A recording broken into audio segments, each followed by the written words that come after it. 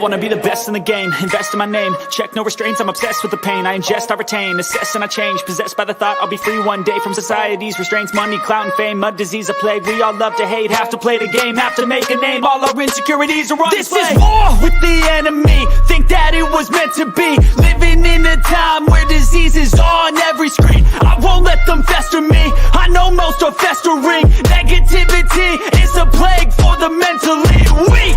No mercy, all I got is working. Never stop searching, never quench the thirsty. I'm toxic and psychotic, with this logic you can't stop it. It's been chronic since I was a boy, so neurotic and chaotic. I'm built to last with the webs I'm weaving. I could change the past with all I'm achieving. Got my foot on gas, never stop competing. If you break like glass, then this life's gonna eat 'em. Make mistakes real fast, then you learn how to beat 'em. If you take off the cast, you can see all the healing. If the pain's in the past, move on from the grave and put your foot on the gas. No, never stop competing, yeah. I've been doing this, I'm on it, I just wanna be iconic.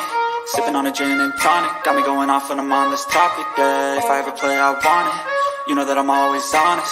Stay away from those who are toxic, keep them out your face, no way, you don't want it, yeah. Don't try to drain my energy, the enemy is everything. It's mentally, unhealthily, spreading like a rare disease. But I won't let it get to me, I don't need your therapy. I can leave a legacy of leading by intensity. Come on, we can fight this, freedom is priceless. Spread just like a virus, living in a crisis. Do you feel courageous? Do you seek greatness? Awesome power of nature, hot excitement of freedom. Because after you get struck by lightning, there's thunder.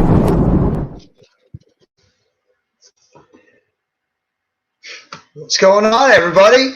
Hope you're all enjoying your Monday, and welcome to the Monday Night Raw Watch Along with your hosts, Philly Sports Talk with Rob and NYG Jeffy T85.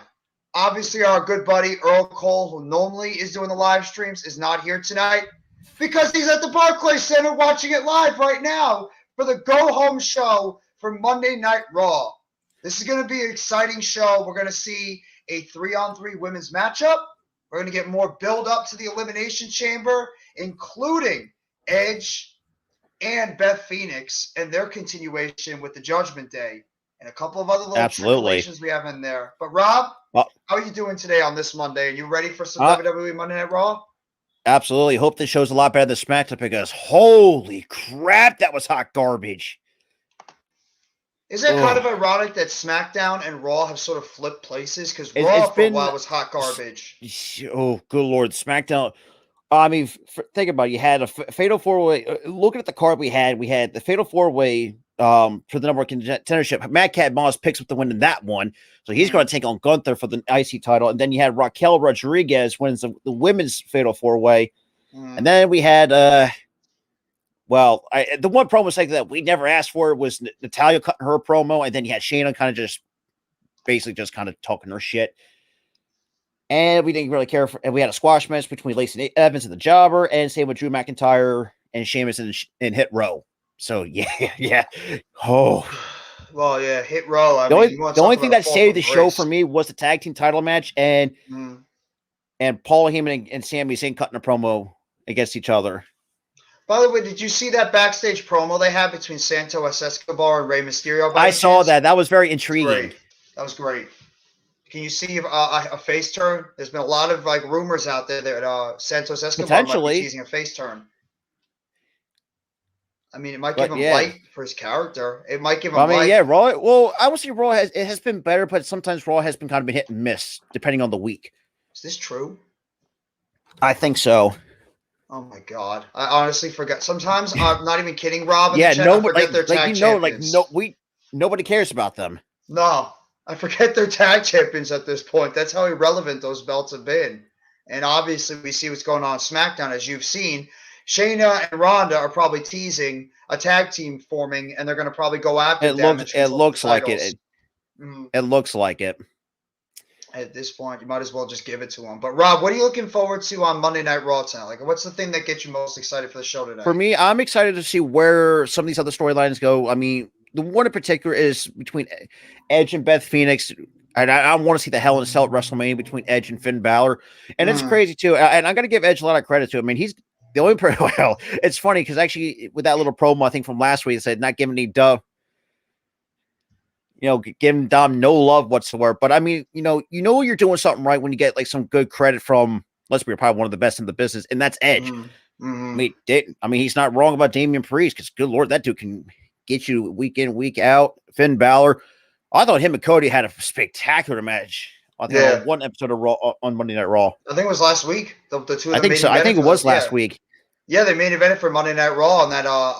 Even Cody himself, like, actually think he said in the interview, like he wants to fight Finn Balor a lot more. As I would too.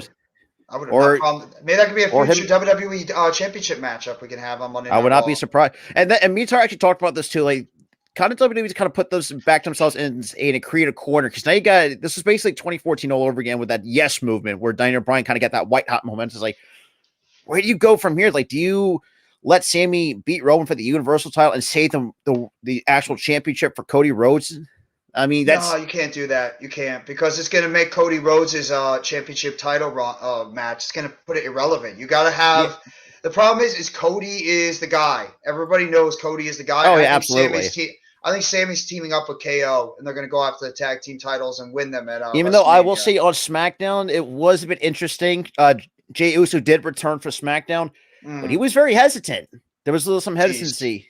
They're plotting the seeds to make you think that he's actually going to be on Sammy's side, and then And that's when we started talking about. This is another turn coming. I liked. This is what I'm going to say about Dakota Kai and Damage Control. I like them individually. But the group sucks. I'm sorry. Yeah. The group sucks. They're boring. They're not getting over. I don't like the group at all. I just want them to be dismantled. Get Bayley on her own. Get these other two on their own and let them do their own thing. They're not working as a group. Oh, yeah. And WWE showed some video clips. They were actually loaded up the entire chamber itself with all the pods, the 16 tons of steel. God damn, like, could you imagine that's going to take forever to fucking build. But oh my God, can you imagine all the work they had to do to try to get that new elimination chamber up there? Please don't make it red anymore. I beg you. Please no more red elimination. Go back to what it once. Even with the new design, keep it like all black. Like keep the nostalgic value out of it. The previous one they had when they first introduced the match back in 2002. Obviously, you have the little plates on the bottom. But yeah, I mean, I think the old one did have plates too. Well, they didn't have the padding or anything on it. Right. Because this was like mid 2000s. You're talking about Unforgiven. Steel does not give. Yeah, it's like you try to I remember in 2005 when Batista did a monster back body drop on Triple H. Yeah, it's like his back just went bashing right on the damn metal.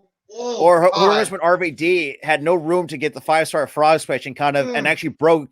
I think broke Triple H's trachea, if I'm not mistaken. Yeah, he landed right on his knee. Right on the neck. Oh my God! Right on his neck. That was it was like a double whammy because I think he blew out his knee on that same one where he busted up Triple H's trachea. Yeah, and Triple H started to go that entire rest of that match with a busted up trachea. I mean, that just shows the toughness of a guy like Triple H. What he had to go through. I think he also finished one match, from what I remember correctly, with a torn quad, if I'm not mistaken, too. Yeah, twice he did it.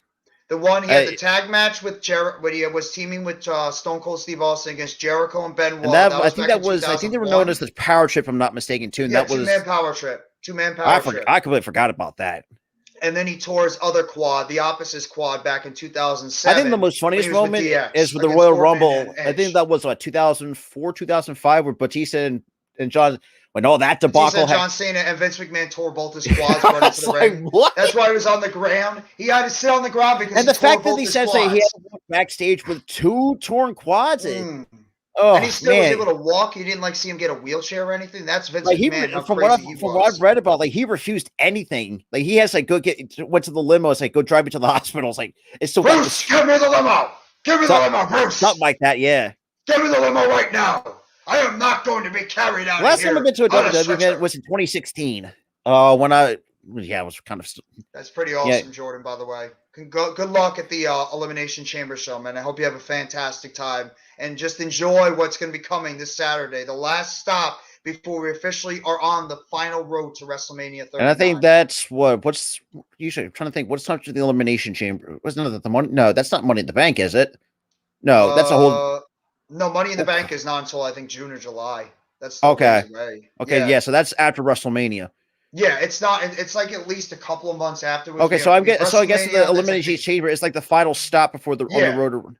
Yeah, Elimination Chamber is the last stop we have, and then we have that like 6 or 7 week break between Elimination Chamber and WrestleMania, because WrestleMania is not until the beginning of April. But we're about to start Monday Night Raw, so we're just seconds away. See what they're going to kick off with. Where are you right now on the timestamp, Rob? Right now, I'm just getting into the intro, to the graphic intro. It's like then again, not like. Yeah, I'm on the forever part, so I'm thinking about a second ahead. Yeah, you're probably a little bit ahead of me, but we're pretty much right on the course. Yeah, I'm getting right to the WWE symbol. I'll say this too. Fastlane for me, in terms of pay-per-view, it was not a bad pay-per-view. I actually really enjoyed Fastlane. Just one pay-per-view that should never been created was Stomping Grounds, because remember how bad that pay-per-view had a hard time selling out. What about WrestleMania Backlash last year? How stupid that pay-per-view name is. Why don't you just call it Backlash again, what it used to be for so many years? Or bring back Bad Blood, for crying out loud. Oh, my God. Bad Blood, Breakdown, Armageddon. Judgment Day. No Way Out, Judgment Day. What happened? No Mercy. Sheesh. You talking about, classic pay-per-views we had here. Classic pay-per-views. There's a lot of big rumors, though, by the way, going on behind the scenes about some potential big stars that could be coming into WWE in the future. I don't know if you heard any of the rumors about some of the big stars. I haven't heard anything, but the one thing I did see that Hikuleo did beat Jay White in the losers leaves Japan match. So okay, so we get Becky Lynch to kick it off. Okay. So we got the man kicking it off. Obviously, what happened at the end of Monday Night Raw last week, we had the return of Lita. That was intriguing. That was intriguing. Yeah, it was interesting, a little weird, because I don't know what direction they're going, but I have an idea. I have an idea where it might be going. I don't know how you feel, but I have an idea, because with Lita coming back, I think there's a certain other Hall of Famer that might be on their way back too. Oh, I exactly know you're exactly. I know exactly what you're thinking. I like that. Oh God, man, Lita looks still great after all these years. She looks better than she did years ago. Exactly. And you have to remember, she had a neck injury too. Yeah, then again, that's what happens when you tag with the Hardys and just take all those crazy fucking bumps over the years. Yeah, my God. And remember when she got destroyed by the 2-man power trip too? Vince McMahon? I forgot about that. That was annihilated by the chair. Okay, so well, you're going to hear what they're going to be saying. So I mean, if you want to just relay to the crowd, stuff that might be going, because you're a little ahead of me. Don't get me wrong, though. Trish Stratus at 46, she's still great. It's like she looks like she was in 2003, 2004, and even 2005. Yeah, and she can probably still go in the ring too, as good as she did back in the day. Wow, talk about lively. No, she's got a huge crowd reaction from the Brooklyn crowd. Remember when the Big Show scene and the fireworks thing? Oh yeah, I remember that. 2009. Yeah. Oh yeah, that was it was last man standing match, I believe, against Edge. Yeah, I think it was. And Adam Pearce just get booed like it's great. Yeah. And I like Adam Pearce too. Why are you booing Adam Pearce? He's good. Why are you booing Adam Pearce? Man, that's crazy. I'm going to be at the Elimination Chamber live this Saturday. Oh, you're going too, John L? That's awesome. Jordan and Janelle Jackson are both going to be at the Elimination Chamber this Saturday in Montreal, Canada. Have an awesome time, guys. Chad. What's good, Chad? Sleeping Angels, how you guys doing tonight? We get lead a chance among the Brooklyn crowd. As we should. Final stop used to be Fastlane. That's right. Good point, All American Wrestling. Fastlane. I forgot about all that paper. Yeah, I think they just completely cut it. Yeah, Vince McMahon. Yeah, we know why they cut it out. Vince McMahon. Excuse me. Oh, not just that, or some older tag teams I remember in the 2000s. Who remembers Deuce and Domino when they were like a dominant tag team before? And I shared don't forget Cherry. And I was surprised I watched her old wrestling, because really, that's her. I was like, I could never imagine Cherry. They suppress them. They suppress the wrestling all the time, because these people can go a lot better, and they always suppress them when they come to the WWE, because they don't want to see them outshine some of the top stars. Oh my God, yeah, Sami Zayn's going to get a nuts reaction in the championship match. People absolutely. Nuts for Zayn. Well, because I didn't think about it. He is from. No, I think he is. He's not Montreal. I think he's close by Montreal. This is hometown. Kevin Owens is not that far away from it too. Vengeance, that's another pay-per-view they should bring. He's from. Back. Okay, so Sammy is from Laval, Canada. And here we go. And here comes his Damage Control. Bailey. Yep. Okay, here comes Bailey with it's just Bailey by herself. Okay. Yeah. I thought she was gonna Even bring though Damage Ding Control. Dong, I will say the Ding Dong segment on NXT was intriguing. Now Toxic Attractions know more. Yeah, I saw that at the end where JC Jane turned on Gigi. And and she stiffed the living crap out of Gigi. If you looked on social media, she showed up a brute. That's all about having a stiff shot. We'll talk about that on the break, but I'm like really curious about that. That direction. I'm very. How's it gonna go? I don't know about that one. Hmm. Because I think you need to scrap what happened last week in that cage match from the record books. And of course, Bailey is now constantly just complaining about the cage match. She'll need Damage Control. She's better. I agree with Sleeping Angels. I mean, she's too talented to have her be in a faction. I agree with this comment 1,000%. I mean, Sleeping Angel's not wrong. I mean, we've seen it. She has a good track record of having the. Well, if you're having a bad day, my friend, just try to do something to make yourself feel better. Listen to something that makes you feel better. Turn on some music that you like. That's always what helps me on a bad day. So whenever you're having a rough day, put on music. Take it from me. I smoke pot. That's what helps me for me. Oh, that too. Yeah, I think he's a little young for that, but I think we might have to direct him another way. But yeah, yeah. And for me though, it helps me because I have bad anxiety problems, so it really does help me with things. Oh yeah, that's true. That is true. And now we get a bickering back and forth. And here comes Bianca Belair now coming out. Why is Bianca Belair coming out? Huh? Why the hell does she have to do anything with the? Oh God. Chad. I will say this too, though. Even though the show wasn't great, but I think Rihanna still looked really good, though. She did. I thought the halftime performance was meh. It was it doesn't top out of last year's or when Prince did it in 2007. Hey, Greg. Then we got EST chance among the Brooklyn crowd. I'm getting bored of her title reign. I want to actually see somebody finally beat her. The question is, who is it going to be?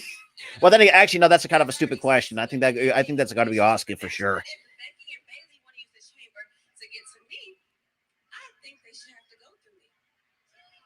Huh? What? What? So a triple threat match.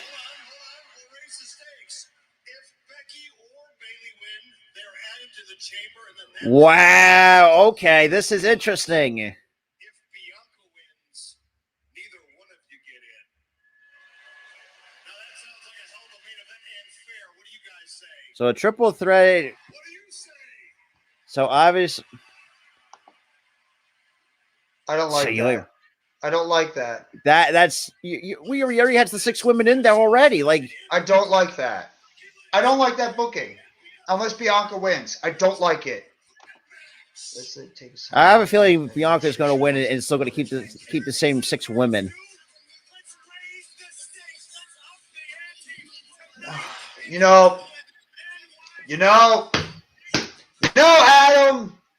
Adam, why did you gotta do that, Adam? I don't like that. I gotta be honest with you, Rob, in the chat. I don't like it. I don't like it either. Because already the 6 women are already qualified for it. So why the hell are you doing the exact same thing? Because now you're going to put that doubt in there. Is it in the script? Was there a cheating script that happened, King Jers? Well, you know what the script should be? Bianca should beat the both of them either way. That's what definitely should be happening. That's how I would do it. Yeah. Because you know if either one of them gets in that chamber, they're going to be a favorite to win. Unless like you're going to have Lita or Damage Control or something come out to stop and them. somehow and screw it. Yeah, And not to screw mention the those both two, of you have a them. six, and not to mention we have a six I woman hate tag this match. too. I hate this too. I think it's lazy booking. Throw all the 6 women in the chamber match and put them in a 3-on-3 tag. I don't like it either. Yeah, and then that's first of all, that's even though this, I don't know.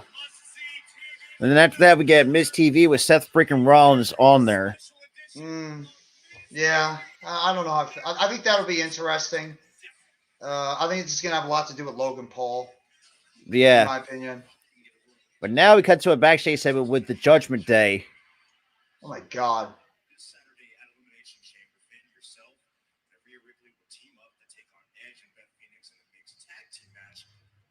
That's going to be a great match. I still think Bianca's going to win.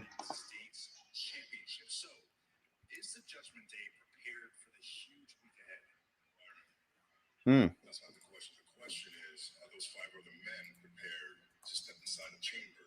Now, I would not be opposed to if Damian Priest takes the United States title. I would not be opposed to that. He can go. I'm going to give you some word of advice. Take some time off. Go lay down. Relax. And think of something positive right now. Okay? Yeah. Just relax, okay? We've all had those days, but don't say some of the things you're saying in the chat. Or unfortunately, I might have to time you out, bro. I'm sorry. You got to be careful of some of the things you're saying in the chat. Yeah. But yeah, so Kevin Owens is in the Quebec area of Canada. Good Lord, I'm going to really mispronounce it. So he's not that far off from Montreal. So he's like 25 miles out southeast of Montreal. So he's in that kind of that area. So it's more of a.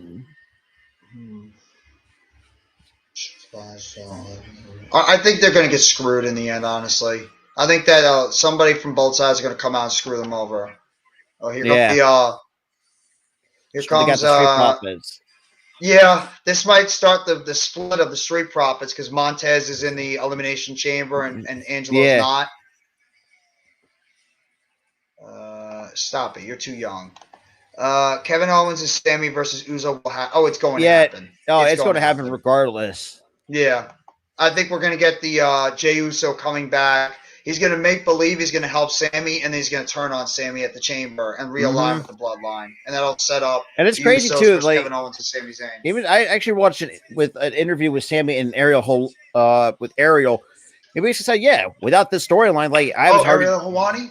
Yeah. He actually did an interview with him. Basically said, I had a hard time getting on TV because, like, no one really took him seriously until that Bloodline story, until Triple H put him in that storyline with the Bloodline. That Bloodline storyline really made him feel a lot more important to the television product than it did before. Absolutely. Where it felt like he was very irrelevant and going nowhere. It's fine, bro. Just sit back, just chill, enjoy the basketball game that's happening tonight, enjoy the wrestling show. So we're getting Montez Ford and Angelo Dawkins in a tag team match? It's a tag team match. So the Street Profits and the Judgment Day. Oh, okay. I don't mind that.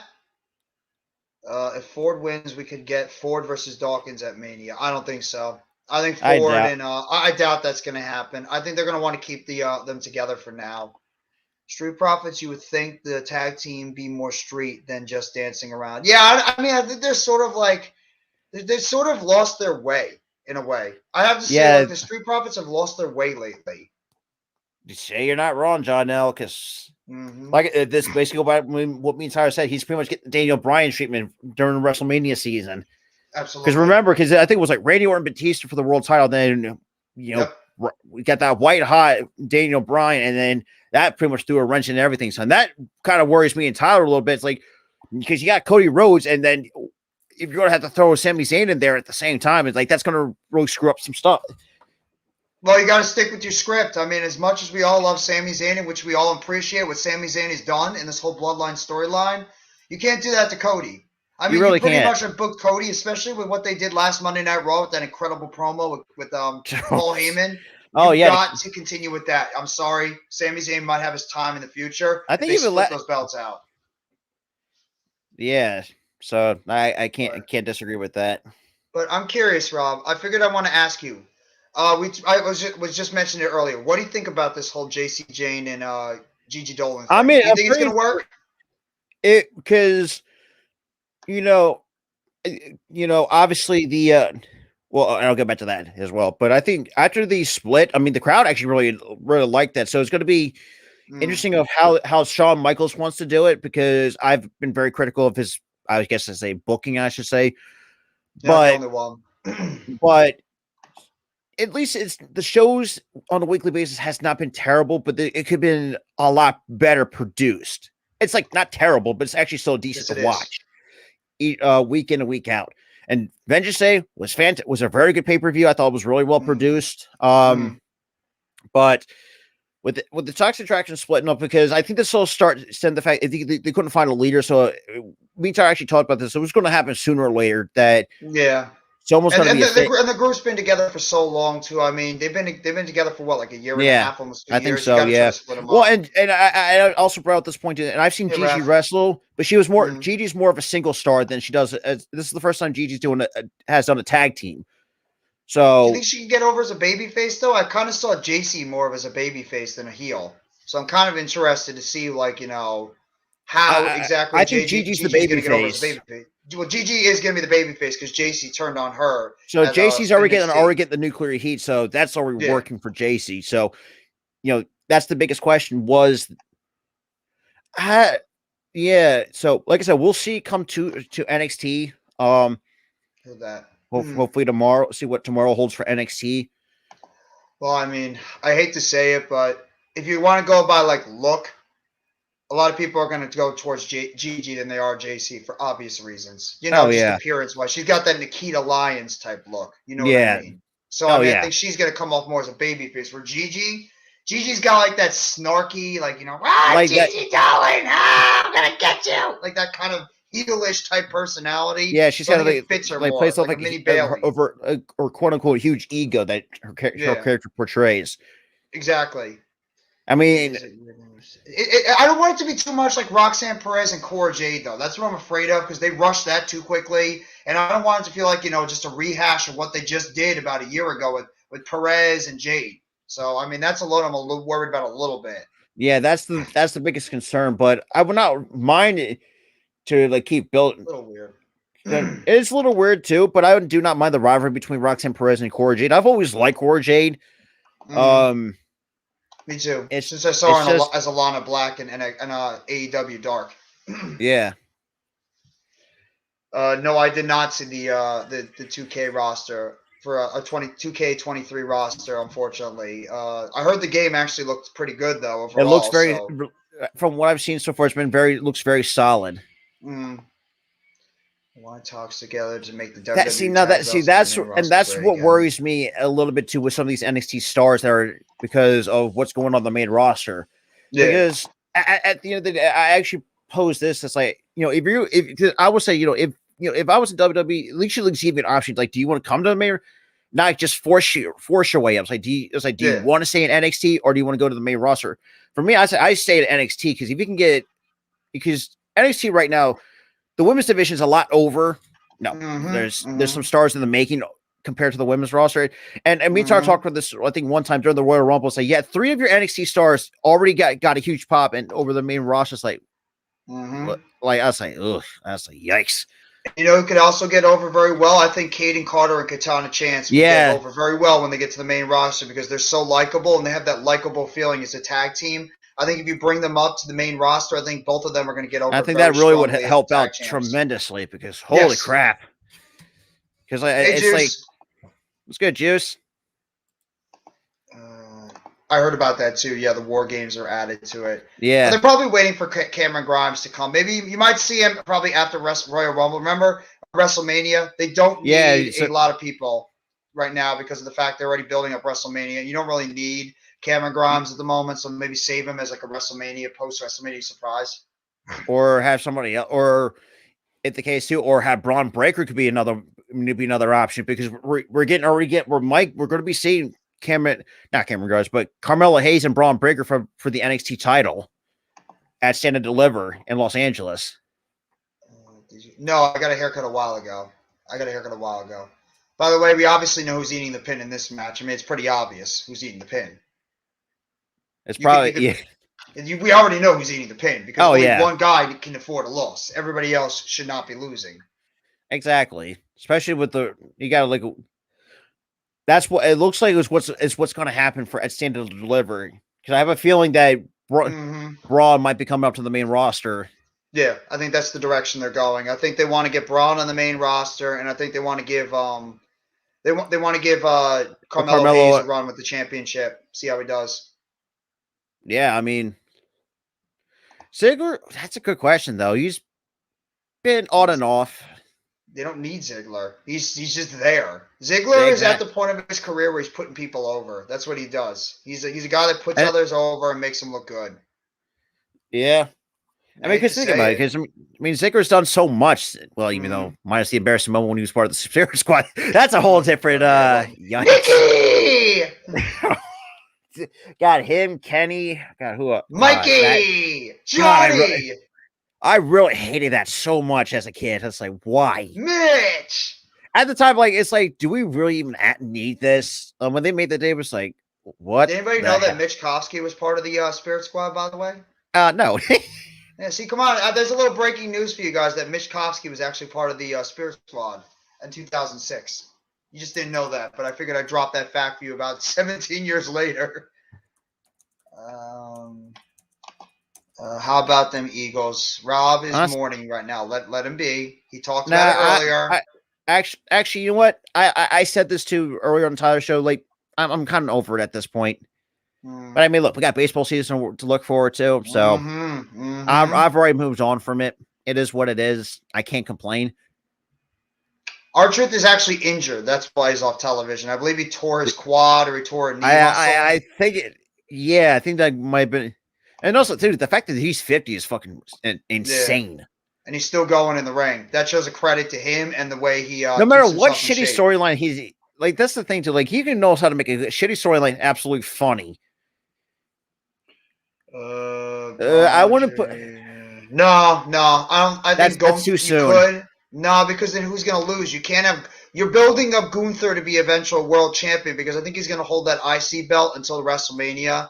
In my opinion, he's going to drop it to Sheamus because Sheamus has never won a United States or no, Intercontinental. And I think that this should be at the same time to push Gunther to the main event scene.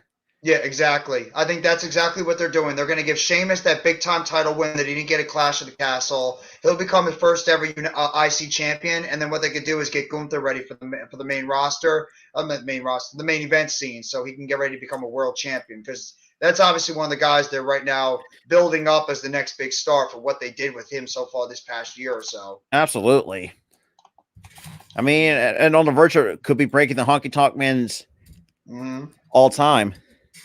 Shout out to everybody that's liked on Philly Sports Talk podcast channel. Hit that like button. I mean, I hate saying it so much because it's like redundant, but hit that like button if you haven't already to Philly Sports Talk podcast, as well as NYG Jeffy T85 and the Hardcore Sports Network. We're doing it right now, giving you guys Monday Night Raw. And of course, I get a picture for a goddamn Philly cheesesteak sandwich from Carl.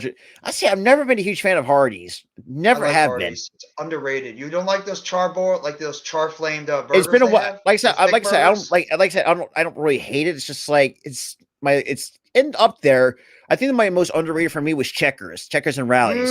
Oh my God, yes. Oh my God, Checkers is one of the most underrated food. Not even just not even just the fries, but the burgers. The burgers are pretty good too. Everything. They got some good stuff.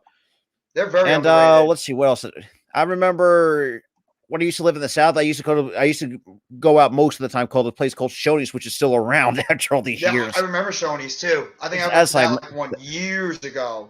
And I remember too when Golden Corral was still actually a popular thing back in the day. Yeah, it's kind of died off recently. Yeah, it's COVID. COVID kind of killed that. Yeah, and some of these pizza joint for me, like in terms of pizza, I'm not a huge pizza hog like I used to be because I remember eating that shit a lot as a kid. If you live in an area that has pizza, like normal pizza, it's very hard to go out there and want to have actual like fast food pizza. It's not the same. No, it's not. Because it's like for me, because it's like, especially with me and Jeff, being it's you got to have the fun. Oh, wow. Chick-fil-A overrated? Oh, that's pushing it. That is pushing it. No. I think That is pushing it. Chick-fil-A to me is still the best chicken sandwich, chicken place out there. Dude, Fight me on have you that tried? one. Their I think wraps it's the are best. fucking fantastic. They are. The spicy wrap is The chicken sandwich is incredible too. You don't even need like pickle or anything on it, and it's still really good. Just have it as the way it is. And when it comes to actual chicken, for me, I go to Popeyes because I like Popeyes too. Because I feel like they're even though their biscuits are dry as fucking hell, but I mean I enjoy them for breakfast. It depends on when you get them. They can be very good too. Yeah, but when you get them right out of the oven. Exactly, especially with like grape jelly and stuff like that with some butter. Oh I mean, look, I lived in the South for a lot. I've dealt with some. Well, I've seen my fair share of some Southern comforts. You know, collard greens. I remember having grits for breakfast with either like cheese or cinnamon on top, or fried okra. I remember having that in school, in elementary school. When we had, Juice. They're coming. Relax, Juice. They're coming. They'll be here soon. And by the way, with Shinsuke Nakamura, real quick to answer your question, Janelle, Shinsuke Nakamura actually just wrestled an event not that long ago against the Great Muta. And I think right now they're keeping him off television on purpose because they don't really need him. They have a lot of their programs going on before WrestleMania. So some of these guys who haven't seen, like a Matt Riddle, like a Randy Orton possibly. Because I don't think they really have nothing for them at the moment. Exactly. You just have so much going on right now that I think they're going to wait until after WrestleMania, and you might see some of these people start popping on the show. So just give it time. They're really just trying to take care of the WrestleMania storylines, and then when we're concluded, you might see some of these guys come back on. Don't bring up the Spirit Squad. Hey, look who we're talking. Look who it is. It's Mr. Earl. Hey, what up, Earl? Cole from Brooklyn's Barclays Center. What's going on, Mr. Cole? How you doing, bro? Hope you're enjoying the show so far. Oh, man. Oh, God. Montez. Ah! Hey, there goes Dom. Hi, Dom. Honestly, the best one was just to see him take a glam. Oh, jeez, what a shoulder tackle. See, I love Dom because everybody wants to see him get his ass kicked. Everybody wants Dom to get his ass kicked. I mean, shit, he's got his ass kicked by a woman, by Beth. Here we go. This should be the end. This should be the end right here. Yeah, it looks like Dawkins is going to take. Yep, that's exactly what I thought would happen. 1, 2. Yep. Dawkins takes the pin, as he should. He's the only one that has no relevancy for the pay-per-view, so get him to take the pin. Good booking. Smart booking. Everybody else is strong. The show opener was not. Pause, Juice. Damn it, Juice. Are you guys doing stand and deliver too? I don't know if I'm going to do stand and deliver. I think, Rob, you're going to do it with Tyler, right? Stand and deliver. Actually, I'm working. I work most of the Saturdays. Oh, crap. Damian and then we got a beat down. Judgment Day is all beating the hell out of Montez Ford now. And here goes Edge and Beth. Edge and Beth.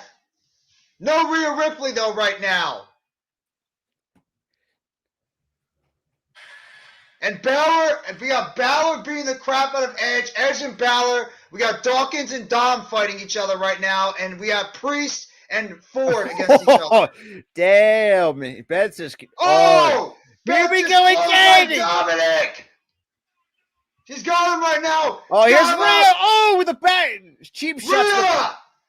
Boom! Right in the back, Rhea Ripley! And Riptide! He's got her up, yep! Riptide to the ground on Beth Phoenix! Now this...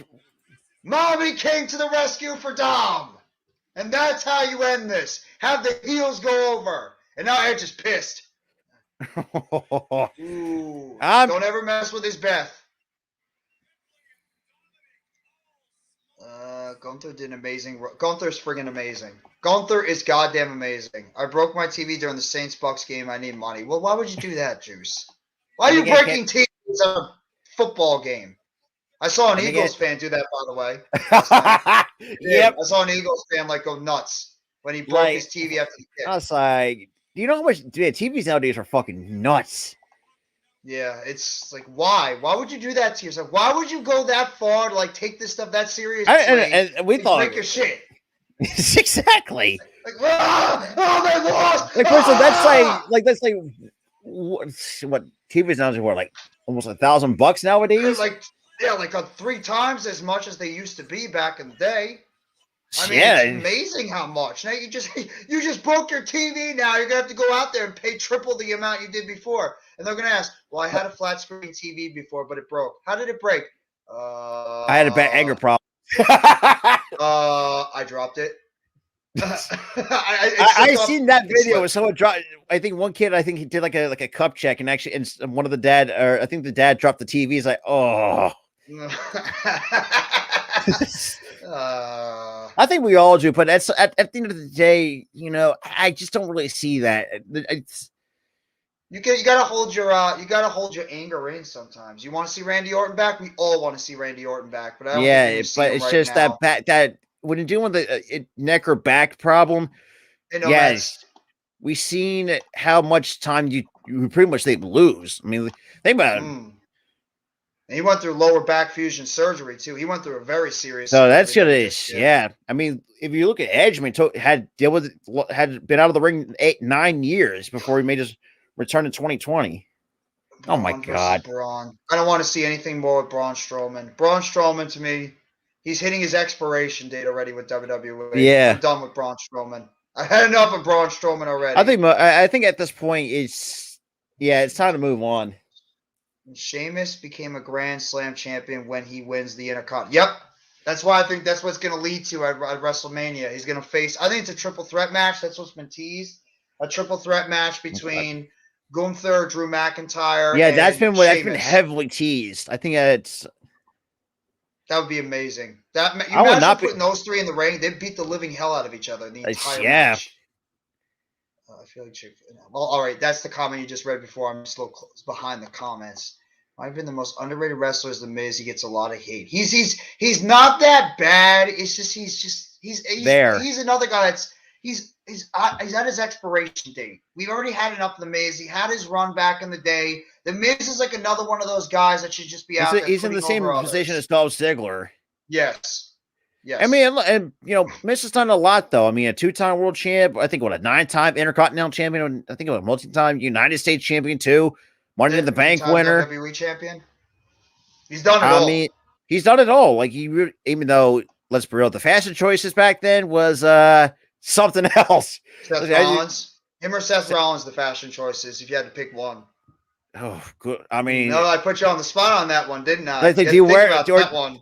No, that's interesting to think about. I mean, would you take some jorts with a bandana and a fedora? Like, who was you have to choose one, like bandana or a fedora? Like, why do you have to wear both? Hey, John Cena rocked jorts for about what? A year, I think over 17, 18 years, and it worked. So jorts, I mean, John Cena makes jorts cool. So I have no problem with jorts. That is jorts and I think basketball sneakers too, if I'm not mistaken. I think too. So, when the early Cena, when he was pumping. He had the pumps, the old pumps. Good lordy.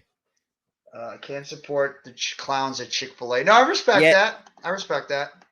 Well, I do like the fries though. The waffle fries are so. The waffle fries. I'm sorry, you cannot go. For me, if I'm going to have to go with like top fries, I like curly fries from Arby's.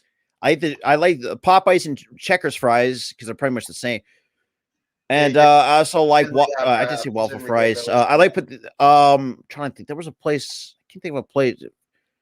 Who was? Oh God.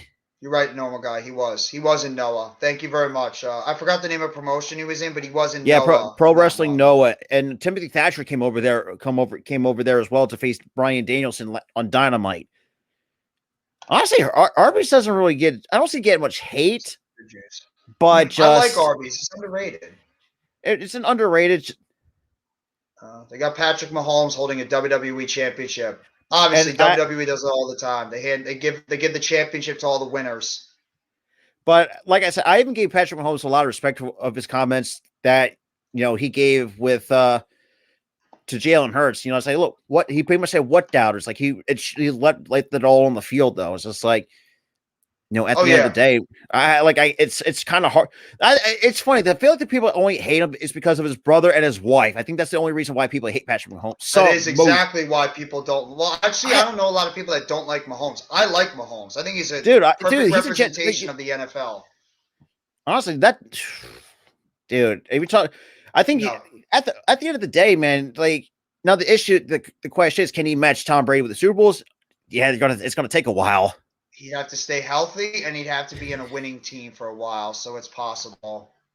It's possible. I mean, he's almost close to 25,000 total yards in his career. Oh, here we go. The Brock contract. Lesnar and Bobby Lashley for the contract signing. I can't believe you're going to miss Elimination Chamber. This might actually be a really good pay-per-view. It's shaping I mean, up look, to be there's nothing I can do about it. fantastic pay-per-view. That's true. You can blame But the the one- WWE. Blame the WWE. But Be like, WWE, why- please give us 3 stages of hell match between these two and let them beat the hell out of each other. Can you imagine the 3 stages of hell and a Hell in the Cell in the same damn show? Can you imagine Yikes. those 2 matches? But in a way, with how these feuds have been going, they're really the only appropriate matches, because if they continue this into WrestleMania, you have to have one of those types of stipulations to end this feud. Exactly. You have I mean, to. You can't just hey, beat a normal match. Damn, he needs to hit the gym, bro. Looks small next to Beth and Ripley. Yeah, he does. He does. Yeah. Hey, look, Becky Lynch is in the chat. What's going on, Miss Lynch? Good luck on your triple threat match today against Bayley and Bianca. Yep. I say no. I say no on Naomi. I don't think she's going to be back at WrestleMania. That's just how I feel. I don't know how Rob feels, but I say no. I'm not ready. I mean, I love Naomi. Don't get me wrong. I don't think we're not ready for her just yet. Nah, we need to get some of these other women over. Because it's been, and if you decided to bring her back, they're not going to give a 2 flying fucks about her. No. I hate to say it because I love Naomi. I really do. They'll give her a pop at first because everybody gets like that nostalgia pop when they come back, and then after that, and it's just been nothing. Gone. Yeah, it'll be over just like that afterwards. But Brock's getting serious. He just chucked the chair out of the way. You know he's ready to kick some ass. You know, I like this Brock Lesnar persona. I have to say, I've grown very fond of this Brock Lesnar persona. And the fact that he's still over with the crowd too after all this time. And also, it's good to see the two, like he actually can see the full potential of Brock instead of not having him in the title picture. I agree with exactly. Angels. They break it because they lost the bet. Yeah, well, I guess. Doing well, Becky Lynch. How are you doing? We great.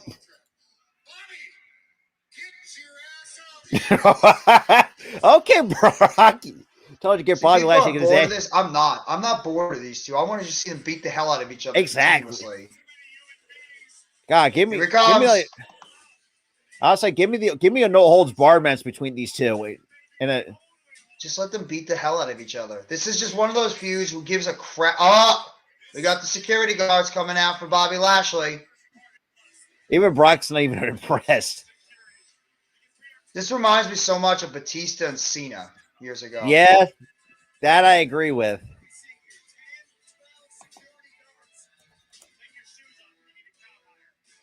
My friend broke both of his TV. What are we getting? Oh, we got a table up there. What the hell? The hell? They got a table set up. Oh, come on! They're setting up a table on the stage. Okay, I kind of like that. Mind games by Bobby Lashley. And here he is. Here's Bobby Lashley. Juice. This your moment, Juice. Bobby Lashley's out there. 1/4 of the Hurt Business. I like this. I'm actually very intrigued. And then doing crew NASCAR races, I broke my TV. Don't break your stuff for any of that kind of stuff, bro. Randy Orton deserves to retire on his own terms. He is. He will. And it's just basically what Edge is doing too. He wants to go out on his own terms. Exactly. That's why Edge came back. He wanted to go on his own terms and not have to be forced to retire.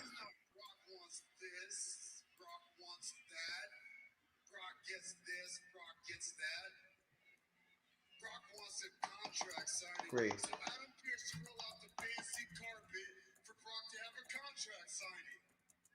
Me too.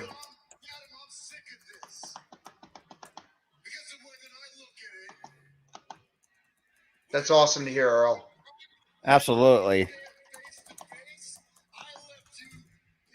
WrestleMania this year, and this is my first one. Have a great time at WrestleMania too, bro. You're at WrestleMania and the Elimination Chamber. Damn. Have an awesome time, Janelle. Now I'm right now. I'm looking forward to next year too for WrestleMania 40.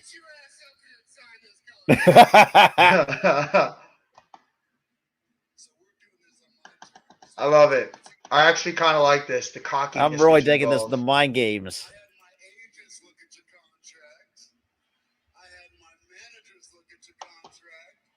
Her business. Yup. A representative look at your contract.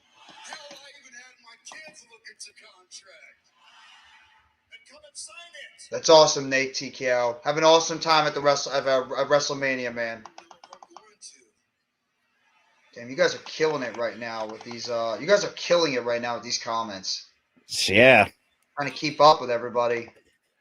I will beat Bailey and Bianca Belair. Well, we'll see. Maybe you will. Just trying to get this promo though.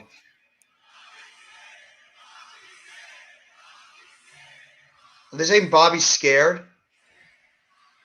Are they saying Bobby's scared? They're saying Bobby's scared. And he likes it. Bobby's just playing it perfectly.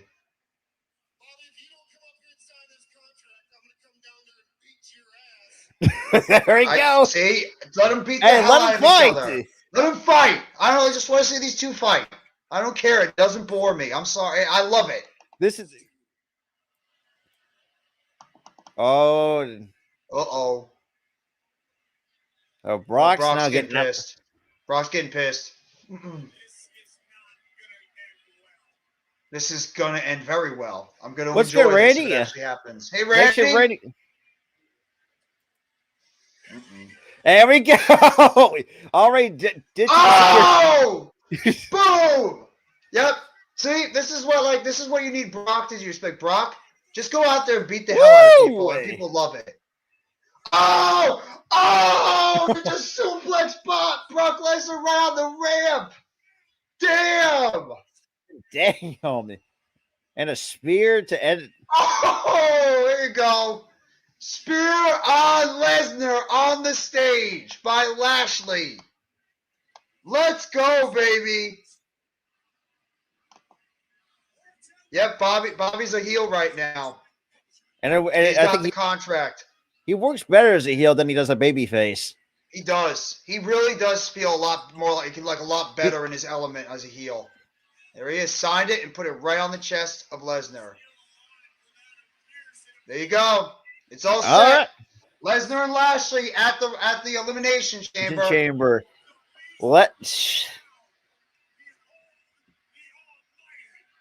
They need to have this be a gimmick match, though. It can't just keep being, normal. Lesnar's laughing. He was just laughing before at it. He was laughing he's laughing. He's laughing at Lashley right now. And then we got next. So the next matchup is Micha Mia Yim taking on Piper Niven. Thank God they fucking dropped that drop name. Oh, I'm sorry, Mia Yim, but Piper Niven should kick your ass. There's no way. And honestly, beating Piper Niven. Obviously, turning Piper Niven heel. I thought I think that's really going to do wonders. Mm-hmm. Oh man, talk about now they're kind of seeing that stiff shot from last week on NXT. But I'm really digging. See how this goes. Gonna see how this goes between these two. And then, Braun tomorrow night at 8:00.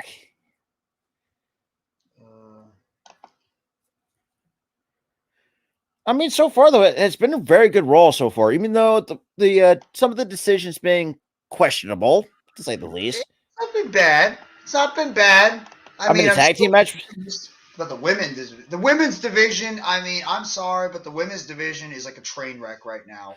This is why I think NXT has a lot better of a women's division. I mean, damn, like you got a couple upcoming stars. Soul Ruka is a good one. I mean, dude, have not seen her finish with the Soul Snatcher. Oh my God, yeah, it's like a moonsault into a cutter. Or something. Yeah, it's like a shooting star press. Yeah, like in that kind of combination. That is sick. That is sick how she does that move. You have to be in the perfect position and you can't mess up. You have to be there right there and be able to hit it. That is one of those really, really difficult moves. You have to precisely time it in order to hit it. Oh, Thank you, Earl. absolutely. And I hope you enjoy the event out there on Saturday. Tonight. And I'll see you on Saturday for Elimination Chamber. Jeffrey T, I must admit, this channel brought me back to wrestling. I was a wrestling head back in the day. Well, I appreciate that. That really means a lot for like myself, for Earl, for Rob, everybody that covers wrestling as well. We really appreciate that, Jers. And while it might not be what it was back in the day, it's still wrestling and it's still great. Yeah. And we'll do AEW as well. I mean, we're not just going to be doing WWE. There'll be AEW stuff as well because we love AEW as much as we love WWE. Oh, yeah. We'll give it to each one of you guys whenever we get it. I mean, I'm going to probably do AEW Revolution on March 5th. I think most of us are. Yeah. I think it's a Saturday, right? Is it Saturday or Sunday? It's a Sunday. Ooh, Sunday, March 5th. I can't wait. That's the 1 hour Iron Man match between Bryan Danielson and MJF alone has me sold for that pay-per-view. But I think it's going to be a great show. Yeah, we are. No, you're not, not saying it. AEW is awesome. Yeah, the tribalism bullshit needs to end. I hate the tribalism BS. I can't stand it. Because it's like, I mean, look, both companies have their flaws. I mean, mostly WWE. Yeah. I mean, what company does? I mean, Impact. Right. I mean, Impact has not been the same one it once was throughout the 2000s. Now, granted, before everything went to freaking hell in the later years. You really never got a chance to see New Japan because who wants to get up at 5 or 6 o'clock in the morning watching reruns? Yeah. It's like no one wants to deal with that. It's hard too when you have especially when you're a YouTube content creator and you're focused on so many other things. It's hard for you to keep track of all these other wrestling things. So that's why WWE and AEW are my main focus, especially for you too, Rob, because you cover football, basketball, baseball, you cover college sports. So it's hard. Yeah, it really is. 2025. Now, if we get some sort of can you imagine? Let's say hypothetical if WWE wants to do a Forbidden Door, oh boy, I think that can really help out both companies in its own right, especially the women's division. I think that's if WWE decides to do a Forbidden Door partnership with AEW. I gotta say, man, I think that's really it's going to really help out the women's division with the right booking. If you do that, I think you should be fine. And you can see some great. You can see. I mean, look, Roosh. I mean, I love what Roosh brings to the table. Roosh was tremendous. He was tremendous in his Roosh. matchup. I love Timothy Thatcher. Even though I watched a little bit bits and pieces. Toothless Aggression. Yeah, but I disagree with this. Then to an extent. There's a lot of things at the Attitude Era that you have seen. Shit's not that you cannot. Oh boy. The one rivalry I remember clearly was Jeff Jarrett and China. It's like, oh good lord, you had the whole kitchen sink match. Oh, I say, it was like the Good Housekeeping match or something. I think it was. It's like championship. I was like, I cringed. I was like, how the hell did he pull it off in the 90s? Man, that shit. Now, this I would don't mind seeing. Kenny Omega and Seth freaking Rollins going out of the ring. Shit. Sold. So sold at that. Sold. Let me think. I don't know. Oof.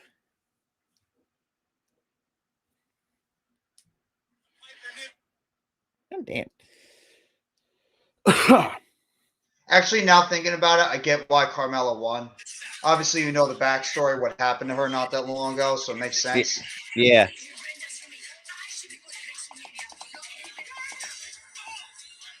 And Sleep Angels, I can agree with that because there's a lot of shit you cannot get away with. Ooh, that'd be fantastic. They already had that great match not that long ago on TNA.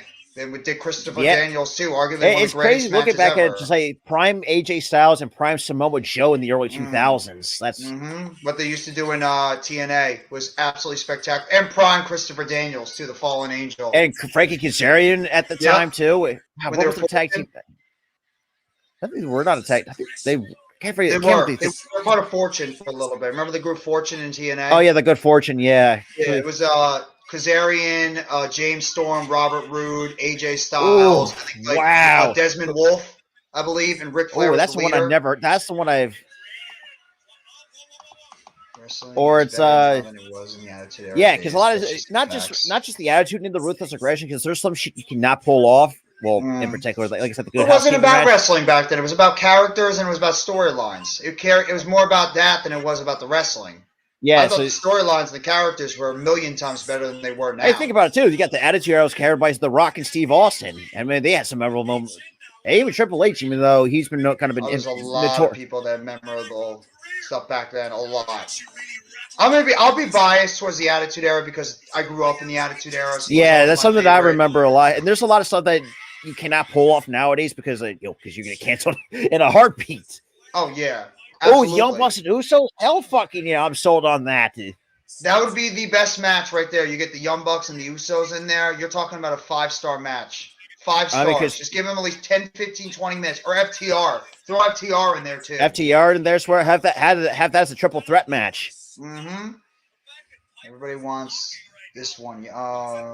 Hey, Sayeth, what's going on, bro? What up? When everyone that times there was a lot of women back in the Attitude Era. They got some work done. It's the characters. That's why I enjoyed a Trish. Even though the what Alita, I found funny, they were great on the mic. That was that too, and also I love just Stephanie McMahon get the short end of the stick. Whenever Stephanie either got her ass kicked or she got reamed out, it was hilarious. Any McMahon. Anytime any McMahon got their ass kicked or just like got ridiculed, it was the funniest thing. I remember when Shane got his testicles got electrocuted by Kane and Kane, yeah. That was well the one cringy match that I remember was when Vince fought Stephanie and I was like, oh, well, Private Party right now, Mark Quinn is out with injury, and Isaiah Cassidy is with Matt Hardy, but they're in this Ethan Page storyline with the Firm. They have apparently have him under their control or something. Like he's got him under his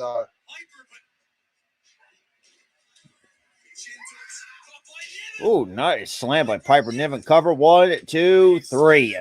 As it should. That's the one person that should be built up next. You have to make people want to invest in Piper Niven because she's the next. She is easily the next big women's star in that division. And she's got to be screaming women's champion all day. Yes. Now that I would not mind.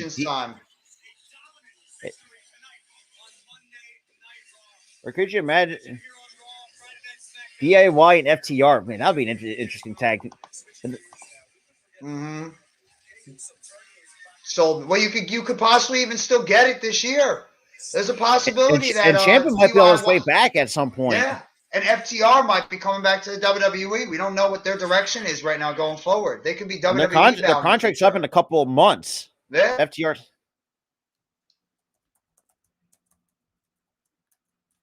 I think. Oh, trying to.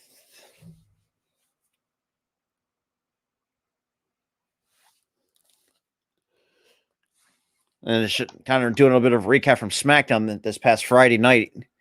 Yes, we could. I think we might be seeing a women's blood and guts match. I would not be opposed to that. I honestly thought when they were doing this match that Solo Sikoa would. That's what we entirely thought, and here comes Jay coming down the rampway or the throughout the crowd.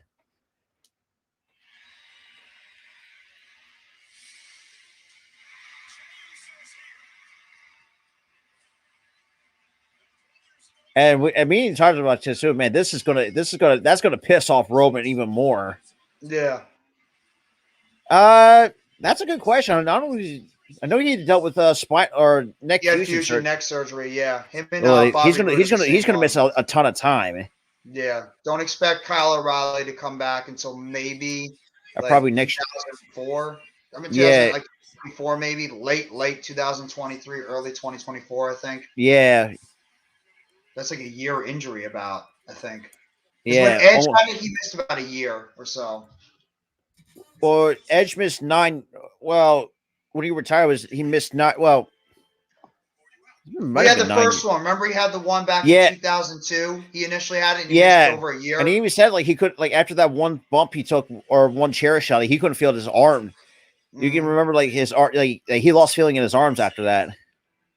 It is going to be a long night, but I think the Elimination Chamber is going to be very good. I think it's going to trump the Royal Rumble. Oh, as absolutely. Long as it's booked right. The matches alone should sell it. And here we go. Here's the conclusion. Sami Zayn and Jey Uso.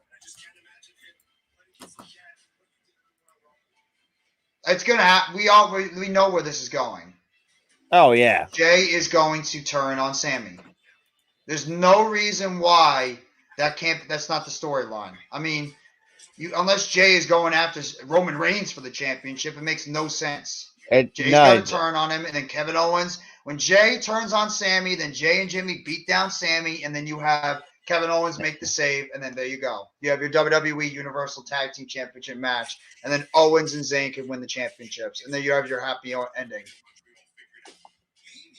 Britt versus Bianca would be wild. Yes, well, I actually have Britt Baker going up against probably Becky Lynch. Like, I think I would have Bianca going up against Jade Cargill. One freak athlete against another. I would not be. I had 2 shows to Elimination Chamber, and I got San Jose show for New Japan. Yeah. Then Bobby Fish shows up in Impact a while back. Well, Bobby Fish is irrelevant right now. He sealed his own fate. Bobby Fish made his own. He sealed his own fate when he did what he did. So I have no ill will. I have no, sympathy for Bobby Fish. Homemade mac and cheese making me want to cream. Okay. Pause. Ooh, thank God I stopped myself before the end. Everybody changed. Mercedes is going to show up in AEW. I think she is. Yeah.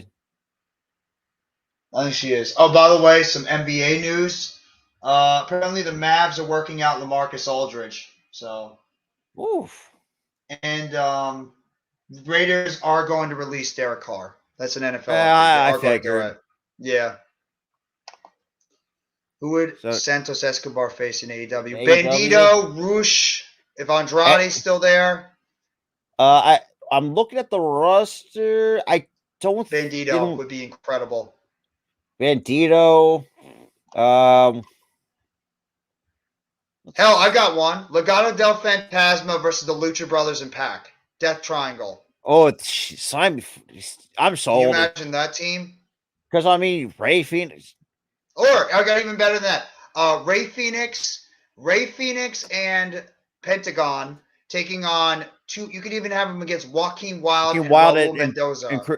Or Cruz del Toro. I'm still calling him Raul Mendoza. Yeah, I agree with that. Resume. I remember me and Bianca SummerSlam. It was a very good match. It was. And then finally they turned Becky back into a babyface and dropped the big time Bex, whatever it was, story. Yeah. Even though I'm a little tired of the man too. The man has sort of run its course with WWE. What's up, Danny? What up? I always thought that Danny was an Eagles fan. Nah, I pretty much all He's things a Cowboys LA. fan, right? Kind of more of kind of like a bandwagon fan, no matter who it is.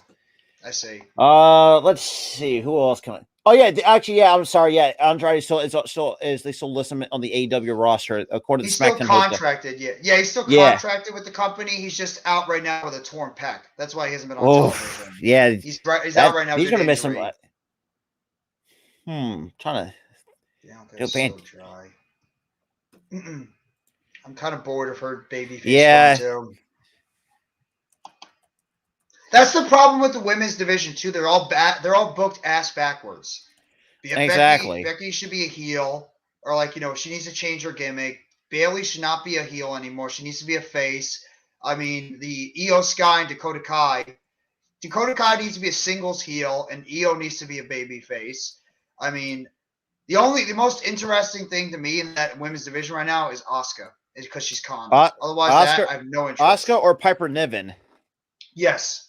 Asuka, to me, should be the favorite to win that match. Her or Raquel Rodriguez. Should be Asuka number 1, and then Raquel should be number 2. I don't want Liv Morgan. She's not believable to win the championship, and we already tried that before and it failed. I don't want Natalya. Please, God, save us the horrific Natalya win. Carmella, no. Should not be Carmella.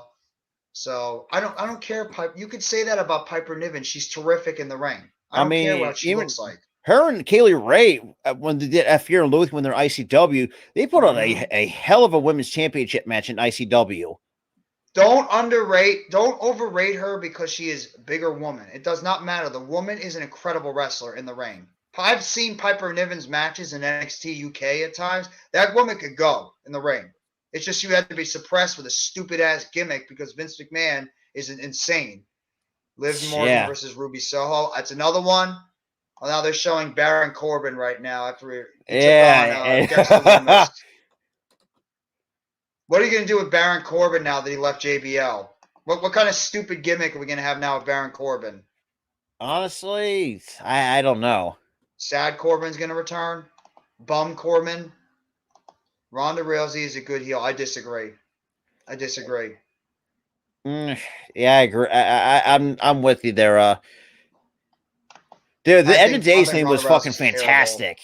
Can you be the lone wolf again, please? If you're going to give him any type of gimmick and see how it goes. If you can't get that one over, it's over. Yeah, because first of all, you guys got over pretty well with the lone wolf character or the gimmick. Well, there he is. JBL had some unsettling words towards you and seemingly ended your professional relationship. Any response to his harsh comments?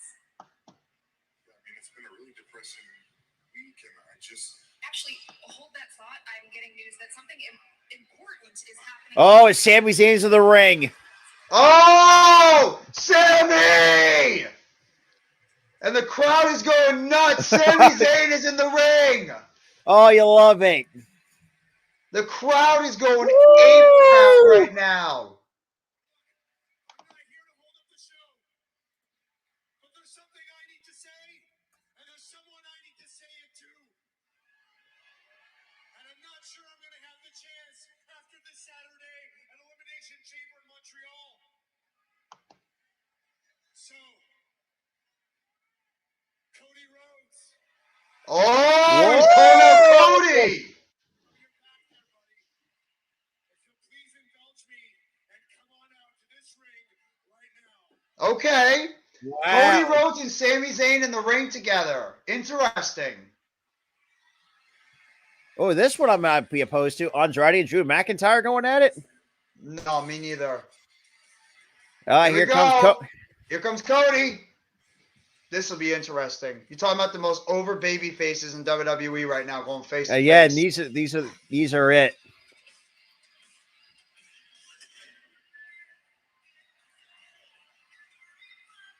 It's still impressive that WWE actually, when he came back, it still allowed him to bring that American Nightmare gimmick to the company. Because, like, you think that was Vince that did it, or do you think it was Triple H that did that one? For me, if it gives me something like Triple H.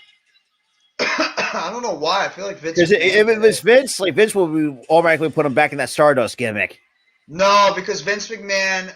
I think it was Vince because he knew that Cody Rhodes was one of the pillars of AEW, and he wanted to take away one of those pillars and give him everything and make him into a big star. So I think it was more Vince because he knew he took away one of the pillars of that company when it first started with getting Cody Rhodes back in this gimmick. With everything. Seth is 0-3 versus Cody. Yes, he is. Here we go. This is very interesting. This is a very, very interesting segment.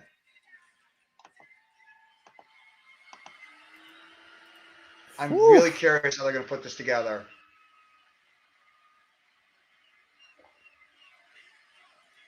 Ooh, man. Talk about a crowd. Sammy,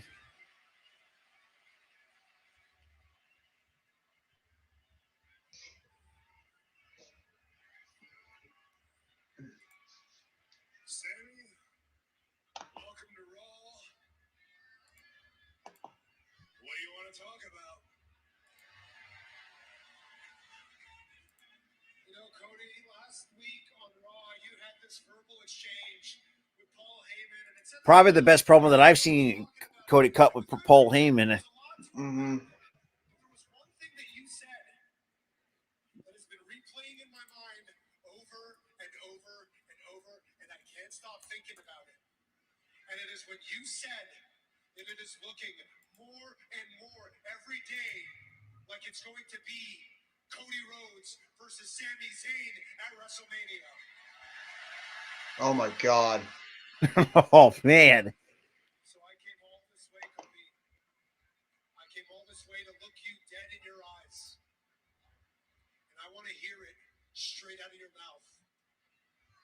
tell me face to face, you tell me man to man right now. Is that just lip service? Or do you actually believe that I can beat Roman Reigns?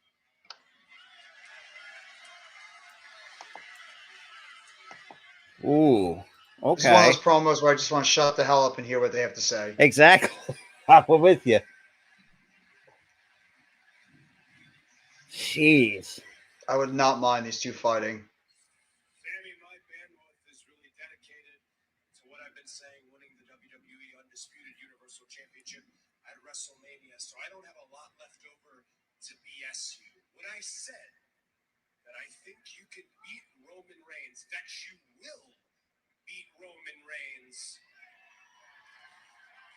I meant it. When I said that you could be, and most likely would be, my opponent at WrestleMania, I believed it. Ooh, okay, Cody. But I respectfully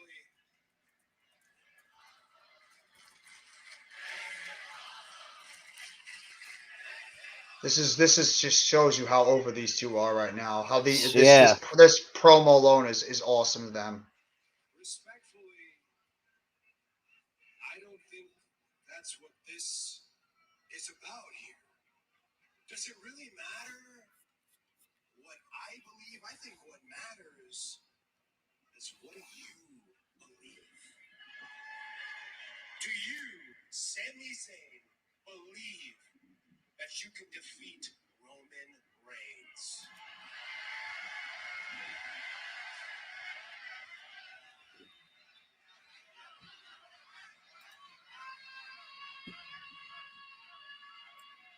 Do you want the truth?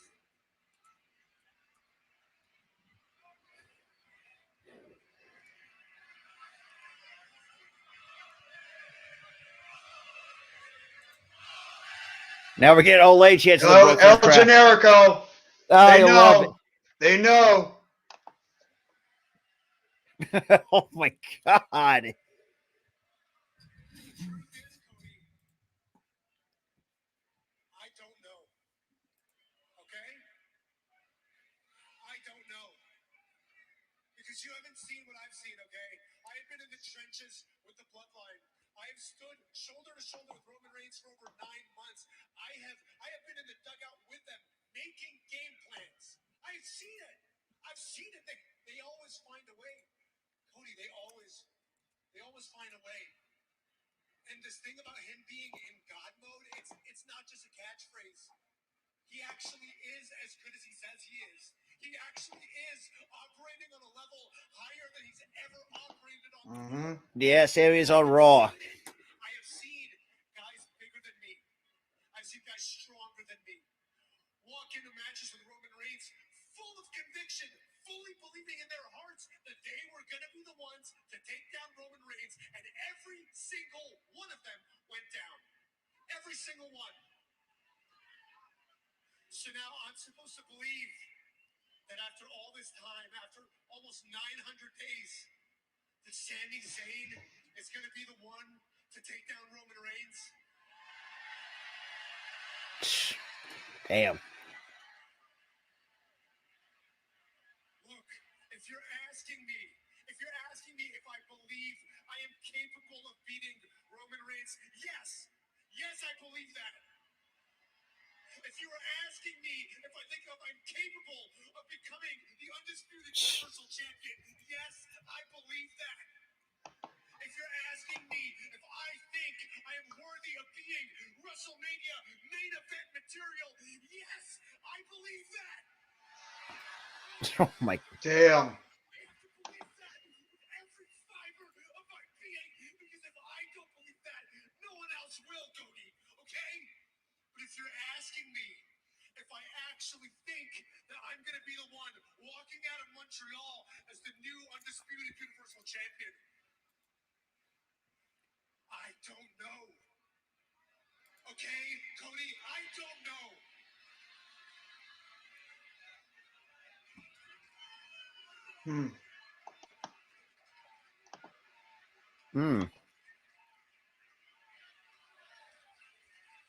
Find out. Well, yeah, we'll come find out Saturday. You don't know? That's what you're saying to me? You don't know? It seems like everybody here knows. Mm-hmm. It seems like your hometown of Montreal, where they watch you as an upstart wrestler, they're going to be chanting your name. It seems like they know. I haven't been where you've been. I haven't watched Roman Reigns up close, but I have watched him from the sidelines. I've watched him from when he became champion to now, and you're right, everybody has fallen. But here's the other thing. There's dissension in the bloodline for the first time ever in his bloodline, and that's because of you. There's cracks in the armor, holes in the scales, and that's because of you. The idea that the greatest champion of our generation could possibly be dethroned, becoming a reality, is because of you. This awesome moment in time that we're all here for is because of you. Cody is so good at cutting promos. That Roman Reigns is God mode. We'll put it on a t-shirt, print it. It looks real good there. But Roman Reigns is a man, Sammy. You crack him open at the Elimination Chamber and you find out for yourself. I won the 2023 Royal Rumble. I punched my ticket. Michael Cole said it on commentary. He said, finish the story. Finish the story. Finish the story. I intend to finish my story. You need to finish yours. This is incredible. Another great promo. Like, sheesh.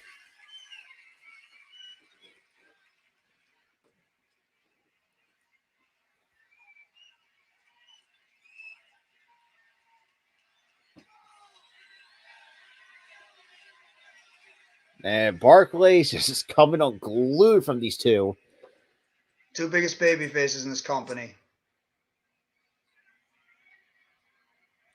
I don't want to see you on Raw next Monday.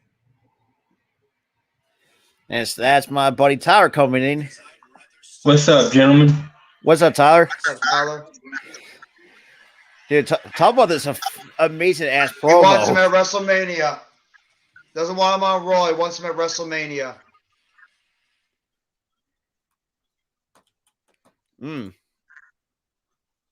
Okay. I just turned it on for like 2 seconds and I want to run through a wall. I'm that hype. Yeah, I mean, so far we kicked off with Becky Lynch cutting her promo, same with Bailey, get you caught up to speed.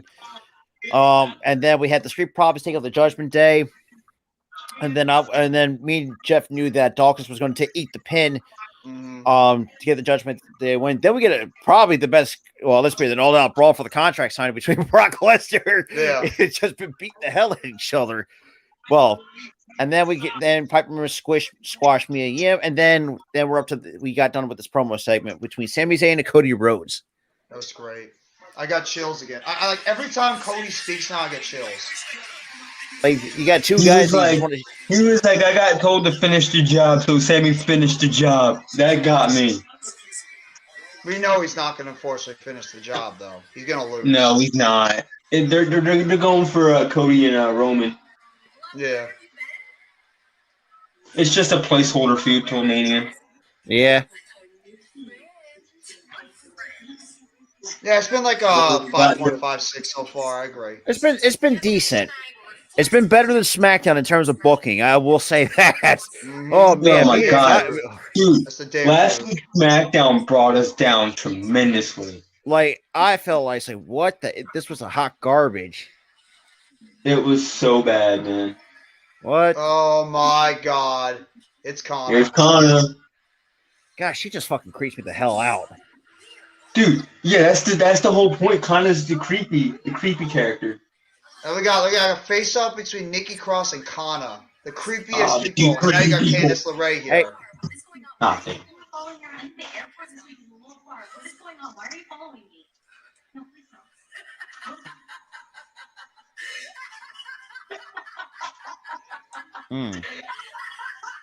So Nikki Cross obviously has some type of infatuation with Candice LeRae. Apparently so. I like that every one of them have their old gimmicks back, though, especially on that side. You got Asuka with her Kana gimmick. I mean, Nikki Cross is back to being Psycho Nikki Cross, and then Carmella's back to being the Princess of Staten Island, which she had in NXT. So I like they have their old gimmicks back.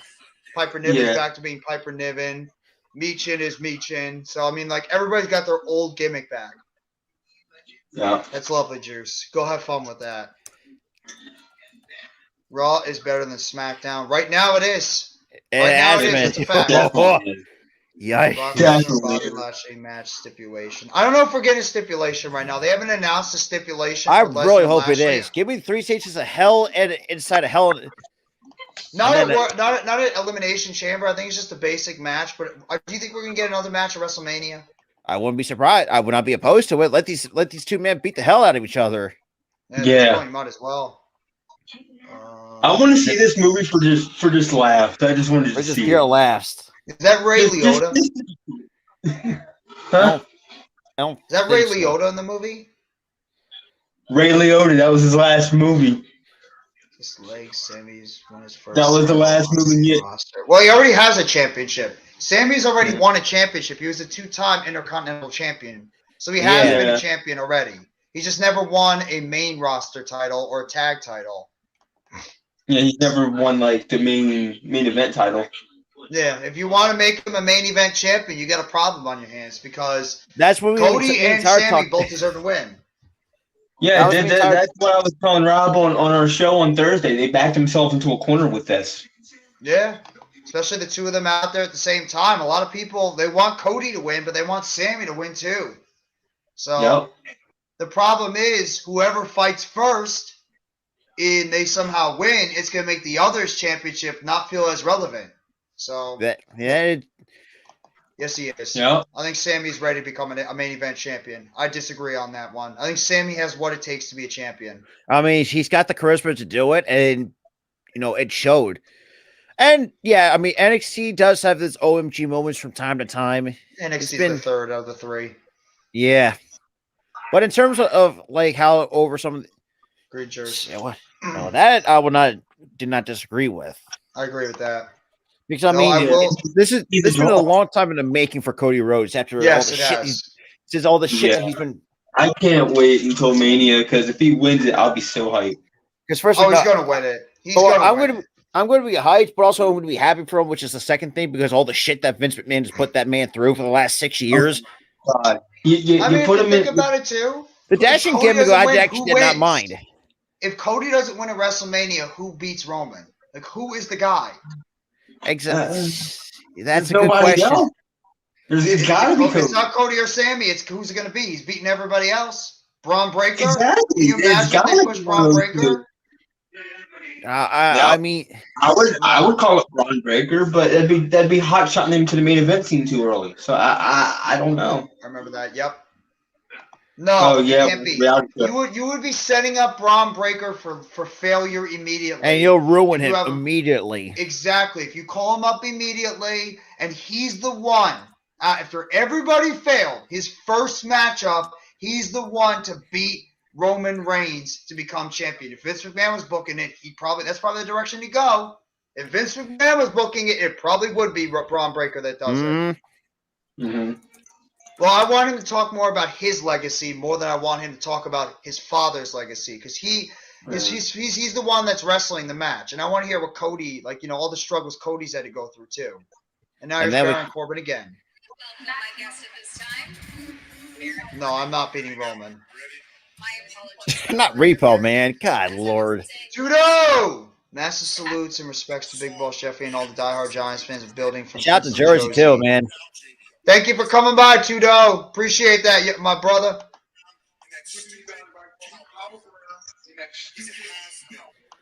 Oh.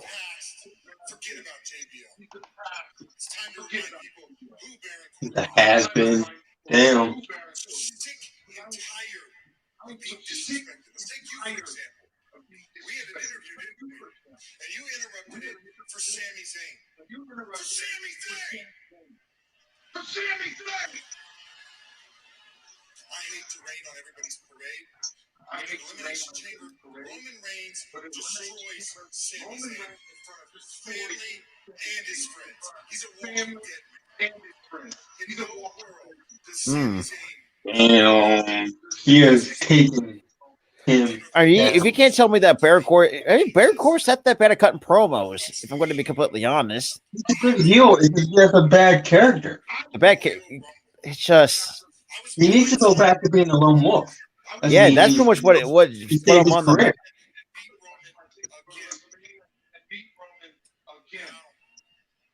Now Roman has another opponent that he's going to walk straight through. That man is Cody Rhodes. A guy who takes 8 months to go home and there's some minor. Cody. Oh, hell. He's in the background. No, it's not going to be Jay.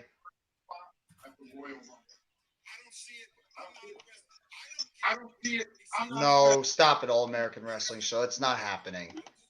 Matter of fact, I think Cody Rhodes is the GOAT. I think his brother's the GOAT. I think Oh shit! Oh, he crossed Beating the hell out of the line. He Corbin. crossed the line. Cody is beating the hell out of No. Corbin right now. He crossed the line, talked about his father. Oh shit! He's asking You to get talk a rep. about Dusty, it's on. Oh, it's over now. You mentioned his father. Uh-oh. Ooh. You don't mention a guy's dead father, dude. Kick his ass. Kick his ass, Cody. Kick his ass. Now I wonder, is this going to be a way they're going to destroy Corbin and write him off television? Yeah, this is going to be a way to destroy him. Because they say they don't have anything for him, so this is a way to write him off.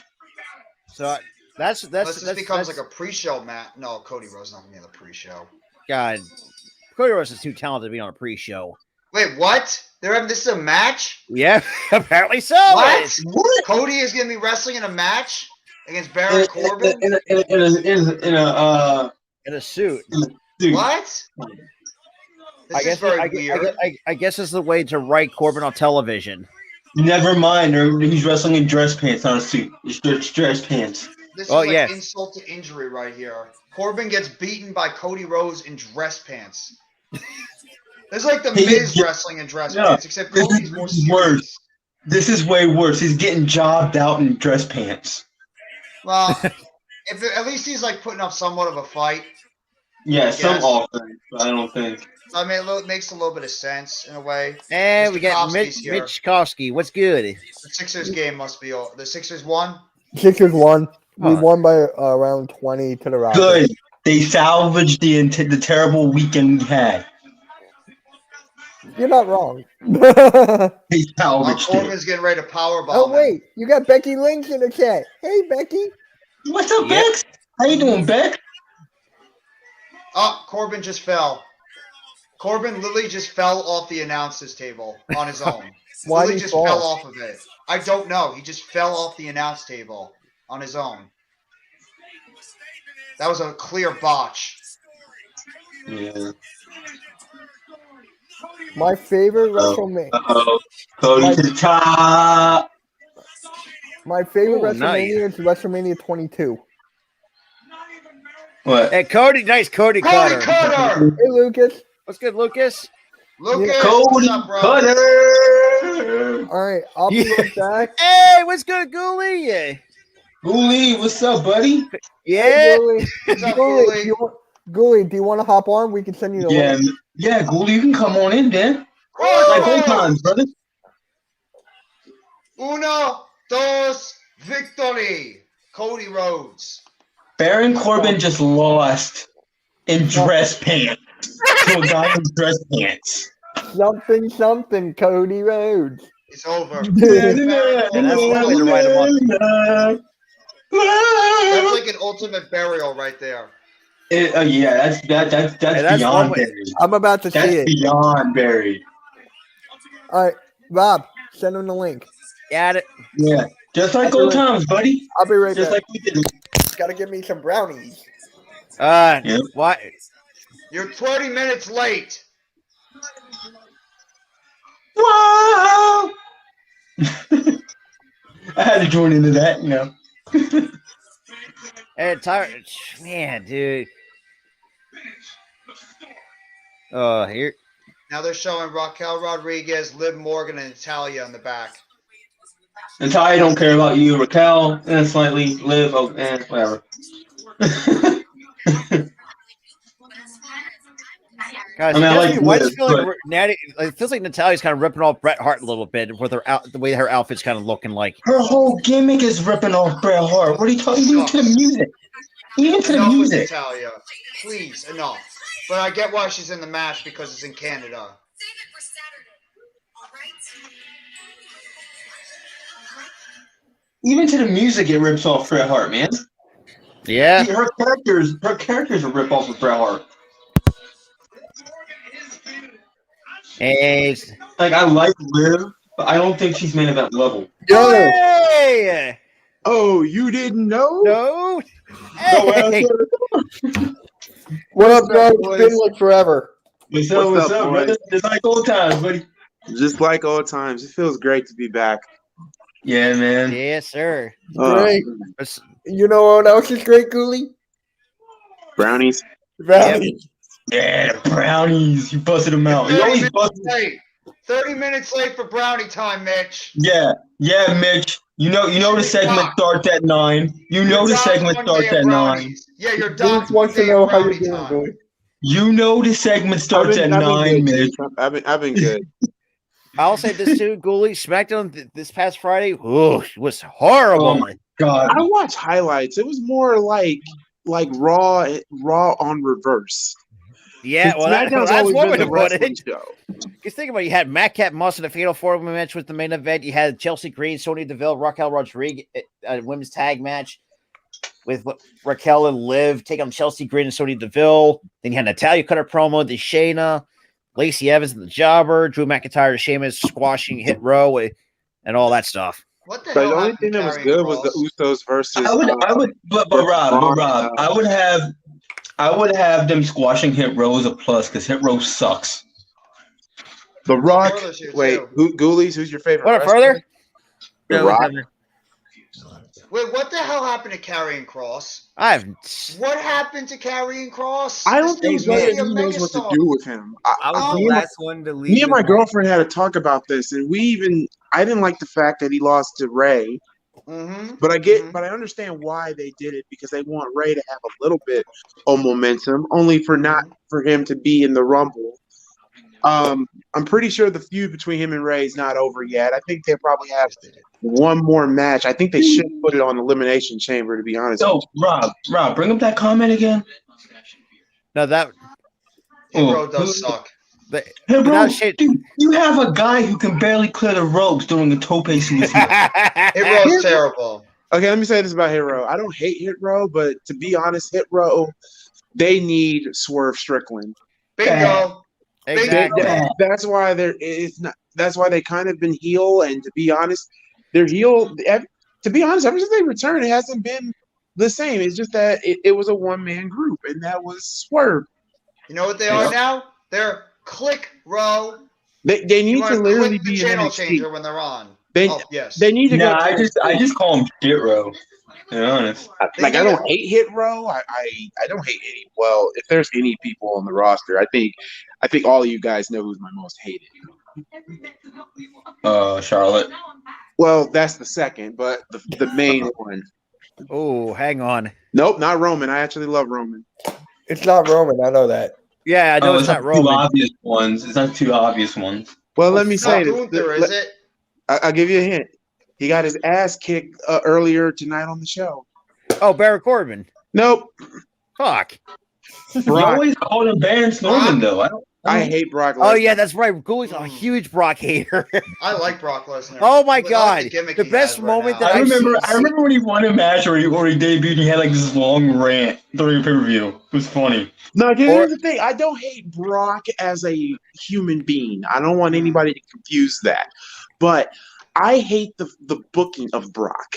Like, they made him this unbelievable like unstoppable killing machine when people forget that in 2002 to 2004 he was a beast. That's the Brock I like. I don't like this Yeah, I era like of that. Brock Agree. because like he's limited now. Like, why is he limited? I'm pretty sure Brock can do a shooting star press. I'm pretty sure Brock can do, his amateur background. He was a freak of nature. What's good, But Earl? yeah, like Oh, I was like, wait. yeah, Brock. I'm not the biggest Brock fan. I think we all should know. Oh God, when he came back, like he Oh yeah, I Julian Lestrin. That was when he had that long rant. That's how I felt when Charlotte Flair came back and then she won the championship immediately. That was worse. Yeah, Charlotte's my second hated because I feel that number one, heel or face, she's annoying. Number two, she needs to wear some clothes that fit. Yeah. And I think she took my advice literally because her Instagram, she's finally wore some outfits that fit. Thank God. But I'm still not a big fan. I hope Rhea wins. Yeah. She better win. If she doesn't win another time after they buried her 2 years ago at WrestleMania when she lost, that would be the biggest travesty in WWE women's history. If they have Rhea lose to her twice after what they did to her 2 years ago. And as for the Elimination Chamber is concerned, when it comes to the women, this is clearly what are we doing here? This is Asuka. I want Asuka. Thank you. Thank you, Dooley. Thank you. Yes. It should be Asuka's to win. Asuka and that woman should be second. Asuka should dominate that whole Asuka should dominate that whole entire match like they had Shayna did a couple of years ago. Yes. She should beat everybody. Yes. Because this Kana gimmick should be like her ultimate form. Yeah, I'm gonna go Dragon Ball Z here. That should be her ultimate form. I'll say this too, Goy. The one saga in Dragon Ball Z that I hated. Well, I didn't say hate, but it was too goddamn long. It's the goddamn Namek saga. Holy crap! How can you not like the Namek saga? That was the best. It's too goddamn long. But it had the best fight. Earl is still calling the show even while he's at the arena right now. He's still calling it. But it's still the best. It's still the best. But I am on the Android saga now too. Oh my God, Nikki Cross is going nuts. But it had the best. Fight. He just fell in the ring with the jacket. What's going on? And here comes Asuka. Speaking of nuts, Asuka and her Kana gear. They need to change Asuka's little. It needs to be more darker. Yeah. I guess it's more because they're more PG. They can't go way too dark with her character. Because I'm sure if this wasn't a PG programming, they go a lot darker with her stuff. I would love for Asuka to. You know what? I wouldn't be mad if Asuka dethroned Bianca. I would not be angry. I think none of us would be opposed to that. Bianca's got to lose at WrestleMania. Her title run's gone long enough. She's got. But if Bianca somehow retains, that means something has to happen. Maybe the night after Mania, you bring Naomi back. We've talked about this. Would I that don't be know the if Naomi's coming back. I think Naomi might be going like somewhere else. I don't know if Naomi's coming back to WWE. I think Naomi's done. Oh, man. I had to come up here because this Bulls game is also making me want to drink. Who are they playing? The Magic, and we're losing by like 5. Oh, we lost to the Magic once. Yeah, we did. We lost to the Magic. We blew like a 21-point lead to the Magic. Yeah. To be honest, though, I don't understand this Bulls team. Like, I went on the Windy City Breeze, and they still believe that this team can make the playoffs. I'm like, Cap, I don't see Chicago making the playoffs unless two things happen. Number one, what should have happened, even though Bleacher Report put it out there, I kind of wanted Levine to get traded to the Knicks. Because Gooley, this is a question for you too when you're ready. Juice is asking a question too. Gooley, is Hobbs still bad? You need to give him a chance. I gave that man so many chances and chances. I'm sorry. And to be honest, though, I think Hobbs is pretty decent. I still don't like him, but he's decent in the ring. But Tony Khan doesn't see him. I hate Orange Cassidy. Oh, by the way, I like Orange Cassidy. Oh yeah, Mitch, I'm gonna say this right now. As a matter of fact, everybody here on the panel here, does Mitch and Orange Cassidy can that be Mitch's older brother? It might be. Yeah. That's why when Mitch turns the camera off, he's got sunglasses on, a jean jacket, jean shorts. He's like this. You know who messaged me that? Hammer. Stop. That's what I think. Yeah, you are Orange Cassidy, dude. It's not a You know bad he's thing. losing his title on Wednesday. You know that, right? Orange Cassidy ain't losing that belt. No, he's not losing. No, we ain't losing that belt anytime soon. Who's he face? I forget who's facing. No. I know he's for the belt. Nobody. You think Bryan Danielson beats MJF? No. No. I think Nobody it's still is too soon. beating MJF. MJF is holding that belt all the way to 2024. I believe at Revolution he should lose that belt to nobody other than Jungle Boy. That's who he should lose it to. I would not be. His contract is up. Like when his contract is up, he should lose the belt to Jungle Boy. Mm-hmm. Either Jungle Boy or Orange Cassidy.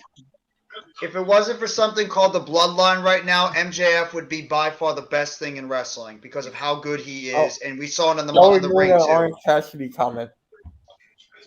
To me, MJF like, is terrific. Like the Bloodline storyline, whoever.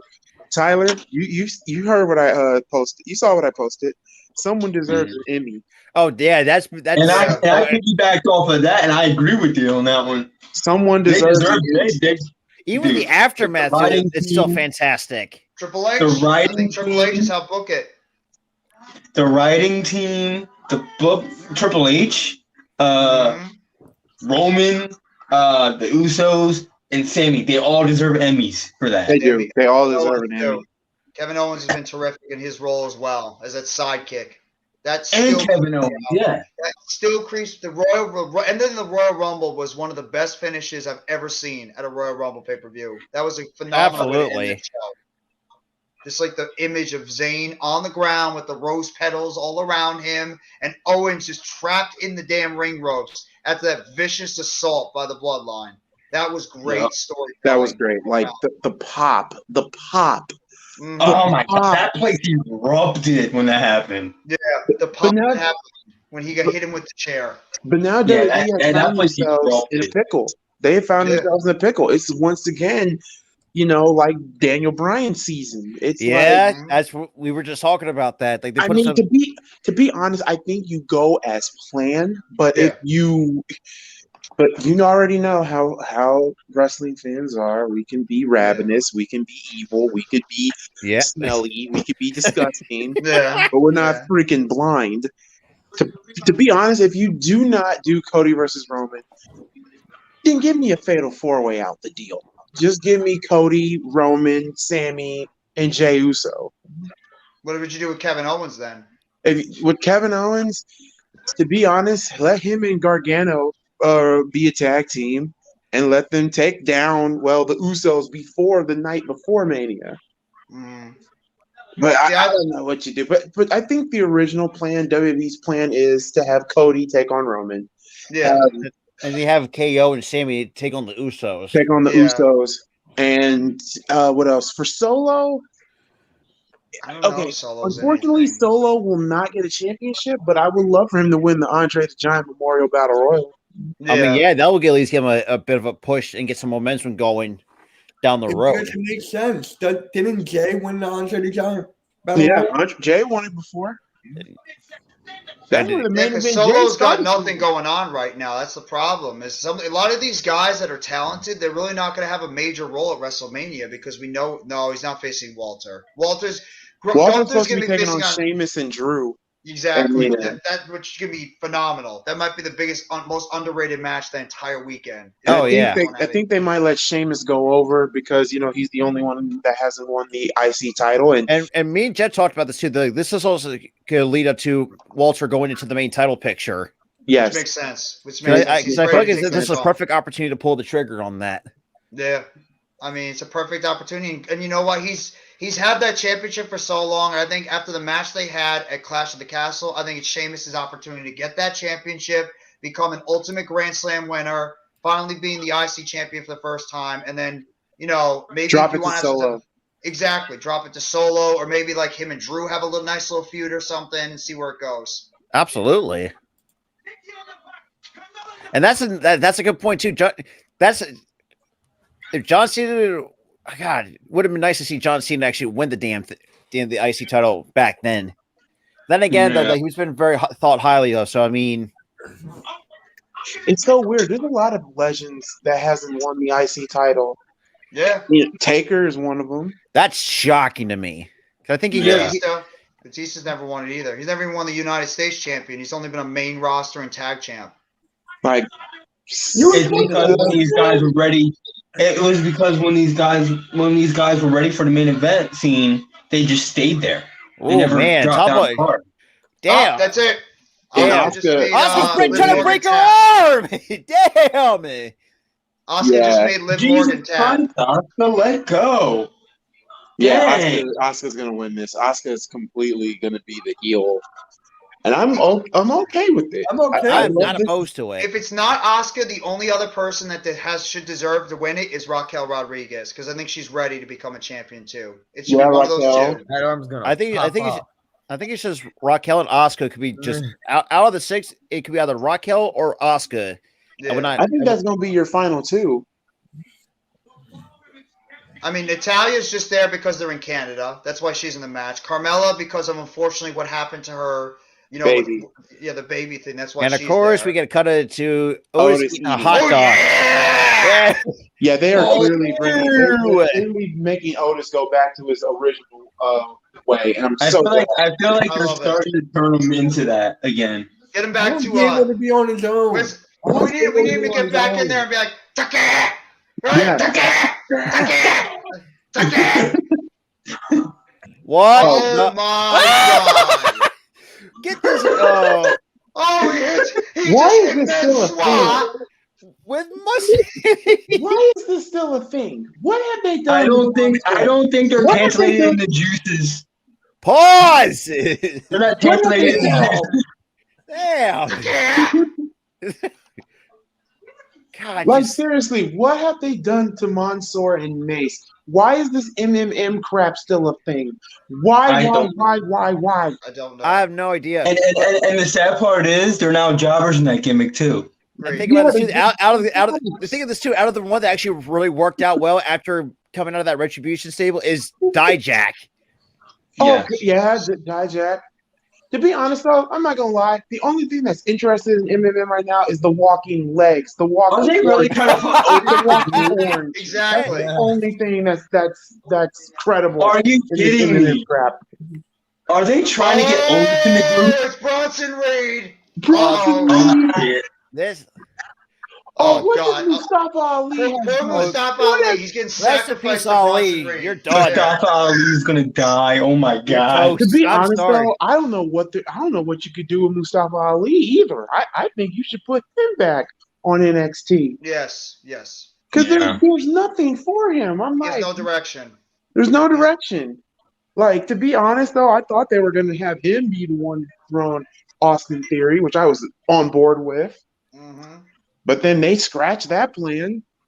And there's also the fact that he also aired his grievances throughout the company. Is kind of now biting the bullet for it. Yeah, pretty much. I mean, to be honest, though, I was kind of shocked that Paul Heyman dropped the ball with Mustafa Ali when he was doing, main lead writer for SmackDown. Yeah. Wrestling. The problem is that Mustafa Ali, he's been through as many gimmick changes as Baron Corbin has. So it's like you can't take the dude seriously because he always loses. It's very hard to take somebody seriously when they're either changing gimmicks every 2 seconds or they keep losing. That's true. It's really difficult to buy into somebody like Mustafa Ali when you have all these other people that Triple H has either brought back, changed their gimmicks, or made them feel more relevant. So Ali is just not factoring in anything. He's way more down the totem pole. He's a jobber right now, unfortunately. Yeah. So, yeah, like I said, I mean, if you can put Apollo in NXT. Dude, Apollo's been killing it on NXT. Yeah. And also, I found it very odd. It is so random. Well, not random, but it's so rare to see this. Carmelo Hayes sweeping him? Yeah. I was like, that's odd. This is also leading up to his potential title match with Braun Breaker at Stand and Deliver in Los Angeles. I hope and pray that Carmelo wins. Carmelo has earned. Because me and Tyler have been very high on Carmelo Hayes. I love Carmelo Hayes. I think that dude's got megastar written all over him. Mega Yeah, star. for sure. And go. Let me get your thoughts on this. What you think about Toxic Attraction splitting up after that Ding Dong Hello segment? Yeah. You know what? To be honest, I love how they did the tribute to the Rockers. Yes. It was a tribute to the Rockers, and also, to be honest, the right person went heel and the right person went face. Because there's a lot of men out here who really loves Gigi. I don't know why. I mean, there's a lot of. I'm pointing at one over here diagonally. I'm pointing at a lot of men out there that are very big fans of Peach. Yeah, there you go. Thank you. trying to put it nicely. And also, as for JC Jane is concerned, she's just plain Jane. So here's the thing though. With her being the Michaels, it'd be so hilarious if and somewhere down the road they make JC Jane the Michaels and Gigi the Janetti. That would be so funny if that happened. But I think Gigi's gonna be the bigger star with their careers. Yeah, I think Gigi's gonna be the bigger star than JC. I just feel it. Gigi has that marketability. I think that they're gonna use to try to get her over more than JC. JC's good, but it's just. I think you can do a lot more with Gigi. Yeah, and Gigi has more of a better track record to back it up than I think JC Jane does. The one thing I will say about all of this, the fact when it came down to that moment, I love the fact that they used the Bailey Ding Dong segment. Yeah. Even though meantime, Goalie, I know you did follow Gigi on Instagram. Did you see that shiner that she fucking took? That stiff shot? Yeah, that stiff shot, the stiff shot to the face. Was that from when she got rammed into the door? Or was that the boot? Right no, that was a boot to the face. Yeah, boot right to the door. Boom, right into the door frame. She didn't hold back on that one. I mean, no, she did not. She kicked her face right through the door. So my question is, what will we ever see Mandy Rose come back? Yeah, it's a possibility. Yeah, she probably will. Unless she goes to AEW, I think she'll be back. I will say this though to WWE, and I've called out some of my subscribers for this. The fact that they got rid of her because the fan time or whatever the hell it was, but it's so funny though. I get where WWE's point of view coming from, but this is still the same company that had most of its women do Playboy. So that is true. I caught on to that hypocrisy myself too. Yeah. And think of this. It's Mustafa Ali is officially in jobber status because Bronson Reed's coming out. Yep, he's done for. It's the same with Hit Row. When every time when Hit Row's in, they're the first ones in the ring. So I mean, and who else got the jobber treatment that I can't think of right now, at the top of my head, outside of Hit Row and Mustafa Ali? Dana Brooke. No one else. Jeez. No one else.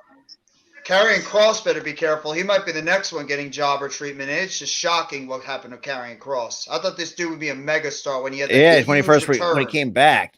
And also, I'm not used to him having hair. Yeah, no. I think that's what everybody. I think that could be. The problem with Kross is he comes off like that big guy. Okay, so Ali is getting an entrance. Never mind. The problem with that's surprising. The problem with a guy like Karrion Kross is he just comes off like as a big guy that the people just don't care about, like a menacing big guy. We've seen it all before. And you take away Scarlett, he's nothing. What is he? People don't care about him. That's the problem. Okay, yeah, last week. Oh yeah, I forgot Mustafa Ali. And Dolph Ziggler had a moment. Yeah, he's still pissed off because Dolph screwed him out of a United States Championship match. Maybe they turn into a tag team. Going? I don't even know where this is even going. Maybe a tag team. It's the only thing that feels like could be relevant. They become a tag team. So Broad's really looking fly in that suit right now. Why am I getting Samoa Joe vibes? That's what I was about to say. I was thinking Samoa Joe, right? Because he kind of a bigger, scarier Samoa Joe.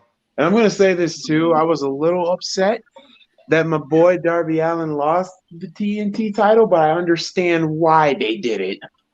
I don't know what Vince McMahon was thinking when they let this dude go. Yeah, there was a lot of people that Vince has wrongfully screwed. That because look at Shane Strickland, he's fucking killing it with the Mogul affiliates. Oh, I love it. I love it. Love Shane Strickland with it. And you also had Samoa Joe's been killing it since going to AEW and Ring of Honor. Who else? Keith you know, Lee, how when he do you was draw? on, Keith Lee, killing he's it. still killing. Keith Lee. The women, Ruby Soho, Saraya, Tony Storm, they're all doing very well right now. Shoot, Nia. I thought Nia was back. Oh No. God, that was That was luckily a one-off. It was like a one-off thing. Yeah, and thank I God was for upset. that. I was upset. Y'all, Yeah. Robert, you know I love Nia. Yeah.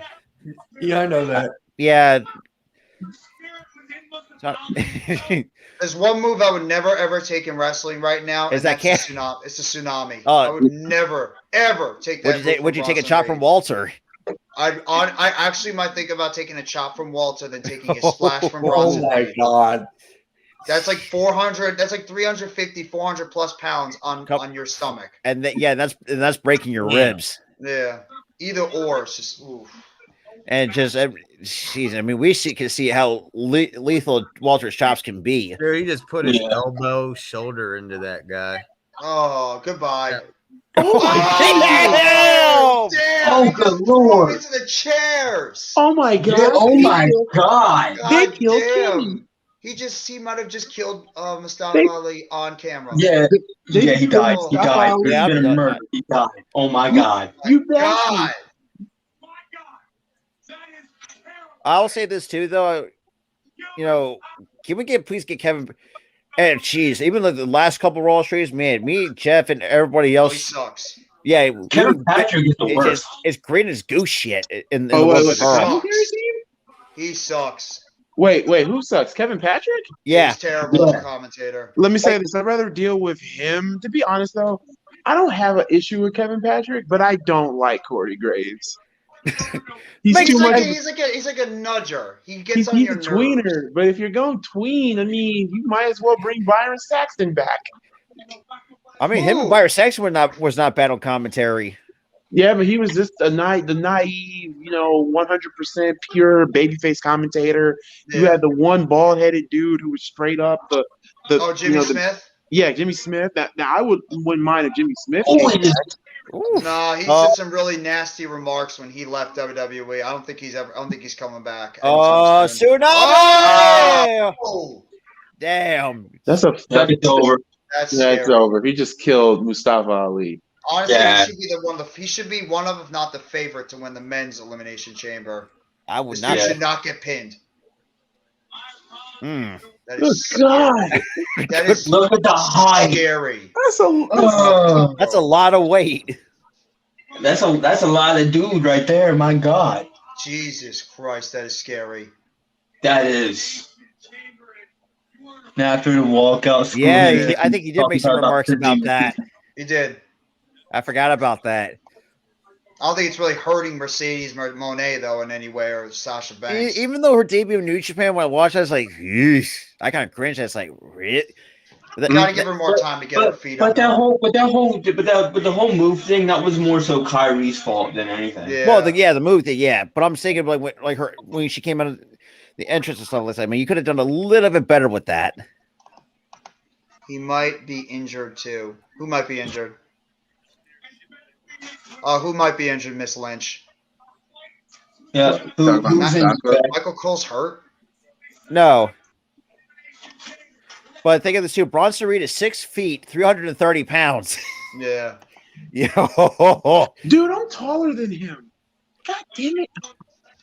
And here's the new, soon-to-be SmackDown Women's Champion. I want to see. I would pay money to see her win that title. She's gonna win. They would I was have to hoping really to see Dominic take really another screw it glam up. slam. That would be great. I love her theme song. I'm sorry. It's. Okay. Wait, whose theme song? Oh, yeah, her theme song is awesome. I like it. Am I the only one that wishes that this match between Edge, Beth, and the Bloodline, and not Bloodline, sorry, the Judgment Day should have had a stipulation going on to this? They're setting up Hell in the Cell. Edge and Balor going to hell in a Cell. This pay-per-view. They're going to hell. For Mania? Yeah. Yeah. Because they were supposed to potentially have it at Royal Rumble. They scrapped it.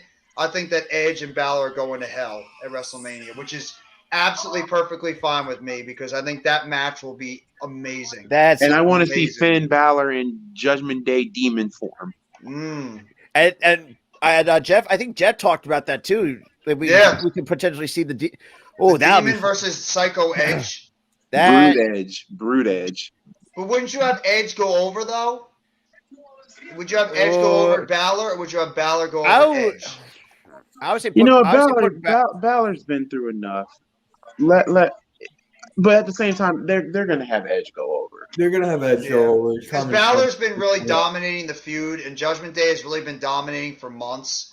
And it was really just this one time where Judgment Day has sort of come out on the shorter end of the stick. They have to complete the story of the babyface comeback. So, I mean, we're assuming that Beth and Edge will win. I think that a lot will depend on who wins that match at Elimination Chamber. Because if you're going to have a finish that, I would say get Finn Balor pinned and probably early in the morning and keep that and then not pin Rhea because you got to keep building her till to WrestleMania. Yeah, that's how I would do it. Anyways, if you're going to, Rhea can't lose. She can't lose. Now that way, Finn. Oof. All right, so the following matches for Mania that we've already got set in stone. We got Roman and Cody. Yep. We got the Usos versus KO and Sammy. We got Charlotte and Rhea. The winner of the women's Elimination Chamber match will take on Bianca, which is most likely to be Asuka. Cena and Theory. Cena and Theory. I've been hearing rumors about Cena versus Theory. I think it's gonna be amazing. Seth Rollins and Logan Paul. Yeah, Seth Rollins versus Logan Paul. Drew, Gunther, and Sheamus for the AC title. Honestly, I would love to see Johnny Gargano and Bronson Reed and Damian Priest in a triple threat United States Championship match. That would kill it. Those three guys. Yep. Absolutely. Have Theory drop the belt at Elimination Chamber and then have those three guys. Corey Graves versus Pat McAfee. What? Another one. What's up, Earl? What up? What up, Earl? Pay attention. Corey Graves versus Pat McAfee. Us the whole time that would be great. Show. Corey Graves and Pat McAfee. I think that's going to happen. That's going to happen. Needs to happen. Yeah. What else? Ronda Rousey and Shayna Baszler versus Damage Control. Let Damage Control win. I do not want Ronda to win those belts. I'm so tired of Damage Control. Both. Yeah, I'm so tired of Damage Control. Get the belts off of them. They're irrelevant. And I'm going to say this too, even though they're going to have the match here at Elimination Chamber, and I think is going to end in a BS catastrophe. Brock and Bobby one more time. And me and Jeff were talking about this too. Why not have Mania have like a 3 stages to hell match? Yeah. And let them beat the hell out of each other. Yeah, that will sell that show instantly. Yep. I can't stand her too, but apparently her contract is coming up soon, and for a fact she said, "I want to be in a tag team with Shayna, and I want to." She said herself, she said, "Like I'm bored as a champion." It's like what? Hey, it's better than her being champion than her not being champion. Oh my god! I think if you're going to see Women's Championship has been dead for months. It's not been bad. The go home show, it's not been bad. It's doing what it has to do. Yeah, it's get you emotionally invested for Elimination Chamber. And I'm really excited to see where they're going to go with Piper Niven down the road because I want to see her in some champion and title matches at some point.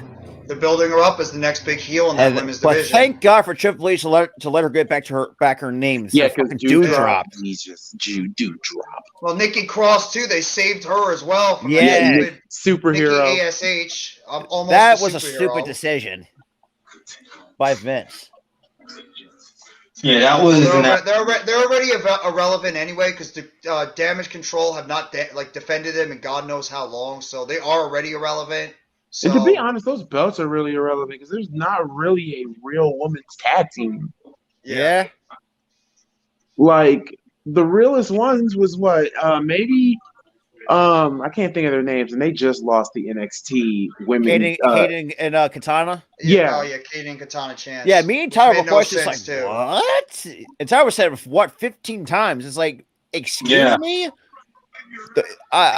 I'm thinking, what the hell? Because first of all, the wrong team should never have won. I'm sorry that the champ should. But then again, though, I do think it's kind of building them to the main roster.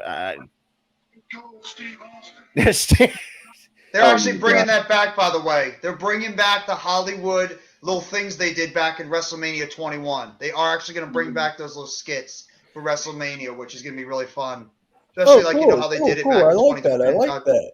And oh god, here we go. Well, here comes Seth Rollins, and I love Seth Rollins. So I'm going to say this too, The Miz. The Miz. I'm done with The Miz. Me too. I think we all are at this point. Earl's been done with The Miz for like ever. Get him off television, please. Get him off television.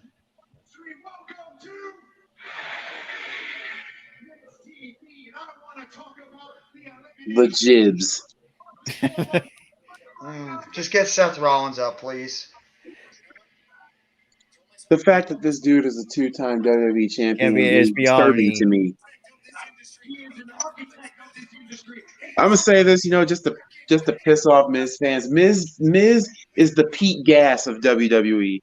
Oh no! If anybody remembers what Pete Gas was, God, the Main Street Posse. Mean Street Posse. With Joey Abs and what do you Pete call it? Gas and what the fuck? Rodney. Yeah. Rodney. I think the worst decision that WWE's ever made is turning Chavo Guerrero white. Oh my god, no! Kerwin White. Yeah, that's Katie Vick. Katie Vick was down. Okay, or how about this? Mae Young gives birth to a hand. And, oh my god! What in the hell is Seth Rollins wearing? What in the hell is he wearing? You see those shoes? Seth is wearing the Astro Boy. Guys. I think, he robbed boots from Dora. Oh, he robbed boots from Dora. Am I the only one going old school here? Seth Rollins' boots. I knew the reference you were going with that, with the old Astro Boys. It does. Astro Boy, like Mega Man or something. Where's a mesh? No one wears a mesh shirt, anyways. That gives me fucking old Billy Gunn vibes. I love Seth. Seth Rollins is absolutely killing it with this gimmick. This is his best gimmick he's ever had in his WWE career. His gimmick is so incredibly over. Yeah. Oh my god. Yeah. Look at the Miz. The Miz is like, he's really wearing those. Scored 40. God dang. What? It's almost I kind of want to see. I kind of want to see Steph wear those in a match. Look, God, just him seeing him wearing a mesh shirt doesn't. That doesn't sit right with me. Jesus Almighty, man! Someone call to get the. Man, the 90s actually want that mesh shirt back because that gives me the old Hardy Boys vibes from the Attitude Era. Oh, the glasses. Are they still cheering his theme song? Yep. Yep. He's so ridiculously. If it wasn't for Sammy and Cody, he'd be the most over guy in this company right now. That's like 3 over baby faces you got right now on the main roster. Yeah, he was great as a heel. Yeah, but the crowd loved him so much they organically turned him face. Oh my God! John L. Jackson brought up when Snitsky punched. Oh, when he punted the baby doll. Yeah. Oh man, that was something. No, that was funny. Was funny. No, the most distasteful is when they keep on doing the miscarriage angles. They did it with Terry. Why did Miz bring back a trend from like 2013? What are those, really, Miz? It's from like 2013. I love it. But not for real though. Like, I'm sorry, who wears? Bro, you know what? To be honest, this would be really good cosplay if you were trying to cosplay as Amy from Sonic, or if you're trying to cosplay Boots from Dora, or Kirby, Yeah, I forgot about Kirby. Yo, Gooley, have you seen Sonic 2 yet? Yes, I have. I'm excited to see where they're to go with it because I want to see more characters get introduced. So another question is: did you not watch the after credits? Oh yeah, I did. Okay, yeah. He's so over, my God. This is insane how over he is. Even though Lord, the whole dang state, the whole arena is singing it. Wow. Something actually happened that hasn't happened in 10 games. The Brooklyn Nets actually lost to the Knicks. The Knicks beat the Nets by 12. Or by 18. Wow. Who's winning between the Bulls and Magic? Because I'm already. I don't know. I mean, my Nets are crumbling I'll right now. I'll look it up for you, Gooley. Hold on. got it. Please. Yeah, please. No, I got it, Rob. I got it. Because DeMar's been playing bad lately because of his hip. Levine's been bitching and moaning with the coaching. Billy Donovan flat out refuses to play Andre Drummond. Oh, Gooley, you're not going to like this. I know, we're losing. It's 86-76 with 6 minutes left in the game. In the fourth? Hey, Gooley. At least you're not a Nets fan. That's worse. Dude, I have to deal with a Nets fan, a Buck fan, and get this, an LA fan. So yeah, a fan of both the Lakers and Clippers. You can't be a fan. You can't be like a Crip and then out of nowhere become an undercover Blood. It doesn't work like that. Did he just pull out a gang analogy? Yeah, he did. This is what I deal with. Like, if you saw my live stream last week about the Bulls, what a garbage franchise we have. Sleeping Angels, I don't know if you saw the Windy City Breeze, but the fact that they still believe that team can still make the playoffs is a cap. Yeah. It's cap. There's no way. I mean, that's why they project they might make the play-in tournament. I don't want them to make the play-in tournament. And now I'm hearing that they might get Westbrook or Patrick Beverly. I'm like, the fact that our executive Arthur, the guy who basically built the Nuggets on what they are today, saying that we just need some guard help. Really, Westbrook? No. Patrick Beverly is a distraction. That's why he got traded. And he's going back to Minnesota. So yeah, and then Billy Donovan apparently has been talking to Russell Westbrook to bring him here. Pat Bev might go back to Minnesota. Oh yeah, yeah, I knew that. I'm effing tired of the Chicago Bulls. Billy needs to be fired. What the hell are we waiting for? To be honest, this is insane. I thought Rivers needs to be fired. I thought Gar Forman and John Paxton got fired 3 years ago, but it seems to me that they weren't the issue. It seems like it's the Ransford family. And once again, I'm going to say this, and I never thought I would say this. Hey, Jerry, Michael, sell the team. Seth Rollins is calling out Logan Paul. Did you guys see his commercial in the Super Bowl? Yeah. What, you mean the one that fooled America? No, not that one. I'm talking about Logan Paul for the Prime. Oh yeah, I saw that one. I liked it. God, yeah, me too. Seth Rollins with a nice shirt is just so unsettling. I would literally laugh. Hey, Rob. You know that ad? That was the same shirt he wore in Applebee's. Oh my God! Oh, bruh. Yeah, for the Bears, I hope and pray. Like I said, just keep your notifications on my YouTube channel, because once they do a move, well, first things first, they're not bringing back David Montgomery. They already. All right, Juice, that's your thing. Yeah, that's your thing. I said just moved you. Damn. Man, Billy, take it from me and Tyler. Like you and Mitch, you're lucky you got a lot of money to spend. We had got jack squat. And the sad part is, we spent all that money to win a championship. We couldn't even do that. Y'all defense screwed you guys. Yeah, they did. They Gannon should be fired out of a cannon because he was an idiot. And Gooley, think too. He's actually the Cardinals were looking at Jonathan Gannon. Bye. Hey, go away, Gannon. Bye. If the Cardinals still want to be asked, that's on them. Y'all need a real defensive coordinator.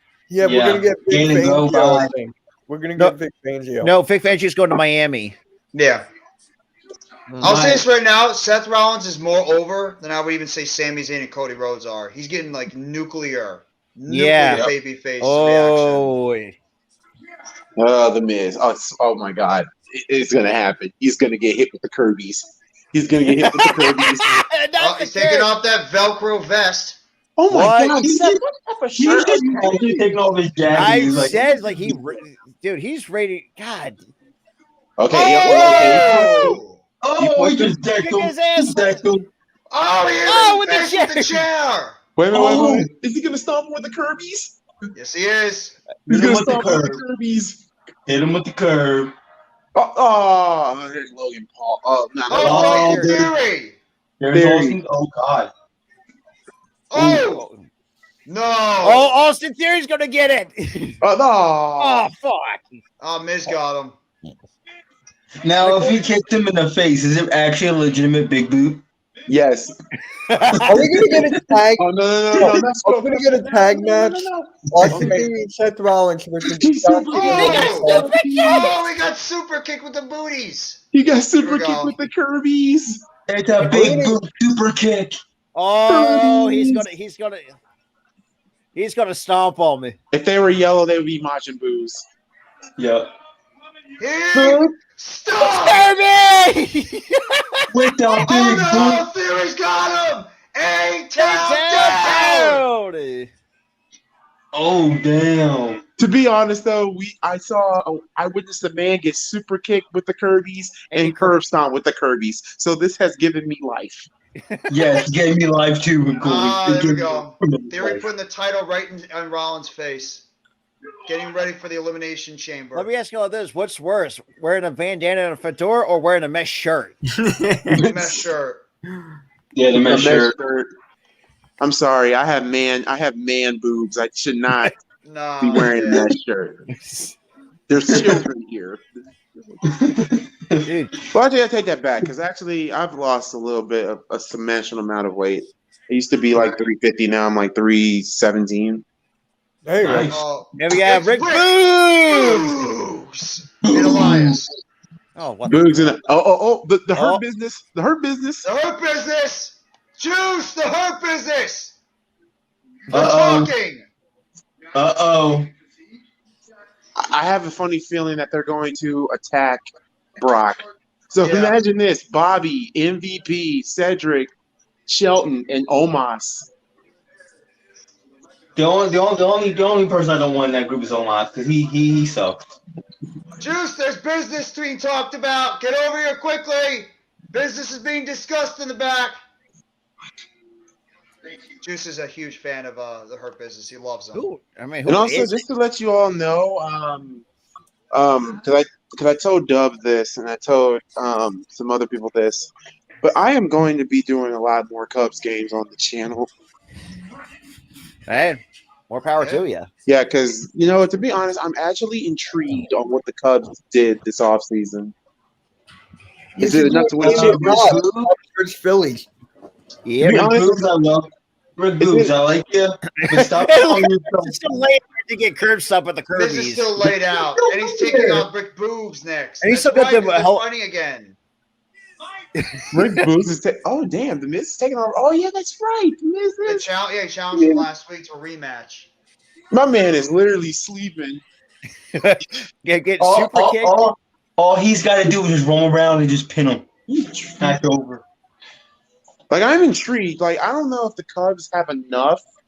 I mean, they did some moves, but I don't know if they. It'll be enough to put them over the top of the NL Central because that division is that's the kind of weak. The Cardinals they're the kings right now. The Cardinals. It'll be a second place team because the Brewers are absolutely the dog Brewers water. didn't really do anything.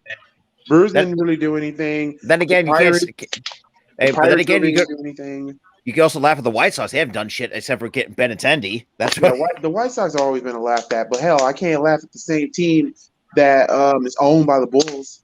That is true.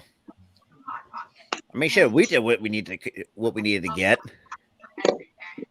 I mean, we got Turner, we got Gregory Soto. We made some trades for some bench pieces. Got a couple bullpen arms. We just brought back Alvarado on a 1 year to avoid arbitration. So the only question mark I do have about the team, Rob, is Kimbrel. Oh yeah. Number one, hold on. Let me say this about Kimbrel. Number one, he needs to stay away from the cannolis, and number two, he should have been working out. Like, because when we had him, he was hella fat. Too damn fat. Oh yeah, I saw that. Too damn fat. But here's the problem. We're the land of cheesesteak, so we kind of can't get away from that. But then again, though, we do have some good strength and conditioning coaches will fix it. Yeah, we do. But the thing is too good. We're not using him as a closer. We have Dominguez to do that job. But the one thing that I was pissed off this offseason, but I know maybe I don't know if EJ probably would have been mad, but really, Wait, who's EJ's team? Dodgers, but he Dodgers haven't done shit except for he Brock. used to be a Met fan. Now he's a Dodgers fan. He team hops. Anyway, who's a Met fan? Who's a Met fan? EJ, the one Colts fan that Gooley roasts. It's all about. So he's a hopping fan. He doesn't something stick like with that, one yeah. team? And also a Pacers fan too at that as well. No, he's a diehard Pacers fan. He's a diehard Colts fan. I'll give him that. Yeah, I remember every single What time. teams do you root for? You're all Chicago? The following Chicago teams, as it stands, from least to don't give a shit to the to the ones I'm really, really compassionate about. The one team I don't give a shit and will never do content for them, the White Sox, because fuck the White Sox. Mm-hmm. And I got family on the South Side, so yeah, I'm not scared. You'll never hear me talking about the New York Yankees either. Oh, trust me, Yankees fans are obnoxious as hell. I'm a Chicago Sky fan. So thank you for Candace Parker, by the way. Oh, no problem. Oh, and also right. too, I mean, some of your that Sky fan base is very. You got to be very fucking grateful for what she's giving you. Oh yeah, I am. You already lost Courtney Vandersloot. Who knows with Allie Quigley what her future's up? Yeah, like I'm happy that she won us a championship. I just hate the fact that the fan base just went at her head. Trust me, I get when I put out a short about it. It's like I'm glad that she. I love Miz all the time. Looks at Boogs and he's like, you want to hear the worst thing that the player do? They were called her the female version of KD, ring chaser. when she's got two. She got two with exactly. They're idiots. Yeah, okay, but the Chicago Sky, they're I'm starting to get into them. Probably gonna do a lot more of them on the channel. We're on the Blackhawks, but I've been very distanced from the Blackhawks because of the whole Kyle Beach incident. But now that there's the talk that all the core might get traded because we are literally Patrick King wants out. King wants out. And I will admit this too, Gooley. Our Flyers have not been the same ever since we blew that 3-1 lead. Still there, or he got traded? Patrick King's still there, but he wants out. Is it Jonathan Toast? No, Jonathan Toast left, didn't he? He's still there. I think. Holy shit! Yeah, Taves and Kane have been there forever. Taves is still there. Like, to be honest though, like the Blackhawks, to me, I think they blew their load too quickly, especially when they got Pause. Yeah, I know. Oh, goddamn Rick Boogs. Oh my god, Boogs is bench pressing right now. He's pressing the Miz. This is amazing. This is bench pressing. The crowd is loving it. This is amazing. He's doing arm curls with Miz. Boogs is gonna get over because his character is so good. Boogs is gonna get over as a single star. This is amazing. The Miz getting his ass kicked. This is all I wanted. And this trunks he's got my balls are massive stuff sitting on the trunks. Don't hurt him, Boogs. Yeah, you can hurt him. You can hurt him. I mean, good night. He needs to be with the wife and kids. 2, 3. Miz is literally a glorified jobber now on WWE Monday Night Raw. Thank God. Yep. All is right with the world. But yeah, the Blackhawks. Then it's the Cubs. Care about the Cubs. The Bulls. The Bulls and Bears are tied for the teams I care about in Chicago. Now, outside, college-wise, college basketball, Butler University. Oh, Chelsea Green. Karen! Chelsea Green is too sexy to be a goddamn Karen. So you ain't wrong. Tell that to Matt Cardona. Yeah, tell that to Matt Cardona's face that his wife is sexy. Also, where the hell that was another missed opportunity too. You could have brought his ass back. Yeah. I think there's a legal issue going on with Matt Cardona. He wants to come back, but he doesn't want to be in the Zack Ryder gimmick. He wants to be right. He wants to be Matt Cardona, yeah. Oh, she's trying to get herself in the chain. She's a straight up Karen. What? Who thought of this? Triple H. To be honest, though, if you really wanted to put Chelsea Green over, make her be the psycho bitch that she was in TNA. What do you mean, Van Ness? You want to remember when she was in TNA when Laura Van Ness. Laura Van Ness, yeah. Yeah, when Lauren Van Ness when she got left at the altar for Allie. Yeah. Yeah. When she got left at the altar by Grado. Yeah, like, do that. And then we should go like Messi or something like that, like Messi Chelsea Green or something like that. God, no.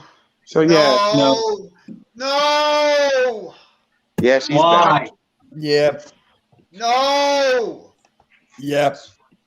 Why? Also, college football, Ohio State. Oh yeah, Mitch is gonna hate this. Ohio State. Yep. I love it. F Michigan. I love that too. What did I do to you? You didn't do nothing to me. He's an Ohio State fan. He has to hate Michigan. It's like well, and also this too. What else is in Michigan? The Pistons. That's a division rival. I'm not a Pistons fan though.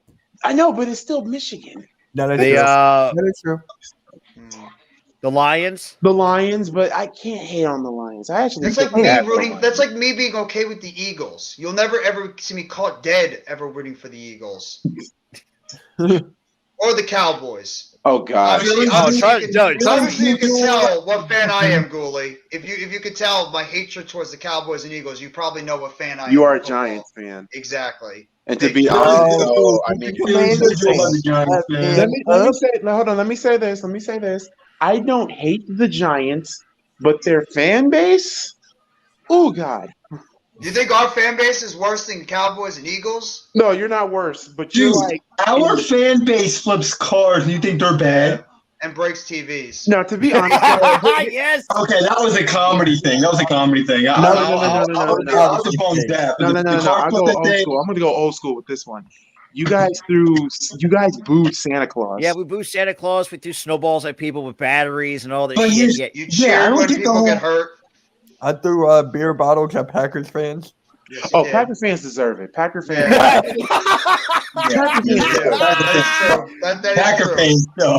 Wow. Oh, I'm sure you know what? Ghoulie and Sleeping Angels will enjoy that. Anything bad to a Oh Packers yeah, trust me, they Vikings fucking fan. hate. Ghoulie hates the Packers with a passion. I do. The Vikings too. Here's the thing. This is how the purple incarnation of Satan. Look at this. My father is a Green Bay Packers fan. Look at this. Look at that. Oh my God. What is that? That's terrible. It's a box. That's terrible. No. That is very terrible. I think it's better. Hold on. Oh shit. Funny. I think what he means, it gets better, it gets worse. Oh, don't tell me it's like a Brett Favre shirt or something. Oh God, no. It got. Oh boy. It's a nice leather jacket though. That's like a 70s thing. Imagine if you try to sell it to somebody. Oh, I had no place to live. I was school jacket. Then, bro, I would have no place to live, and two, I would have to live with my girlfriend and her family. People that's what the car was on my brother's bro from university and his apartment they ruined an old guy's car that lived there. Yeah, I don't get why that's why I hate fans like that. That's why when the Eagles or Phillies or anybody Philly wins the championship, I hate it because I know that's gonna happen. Oh yeah, Wait.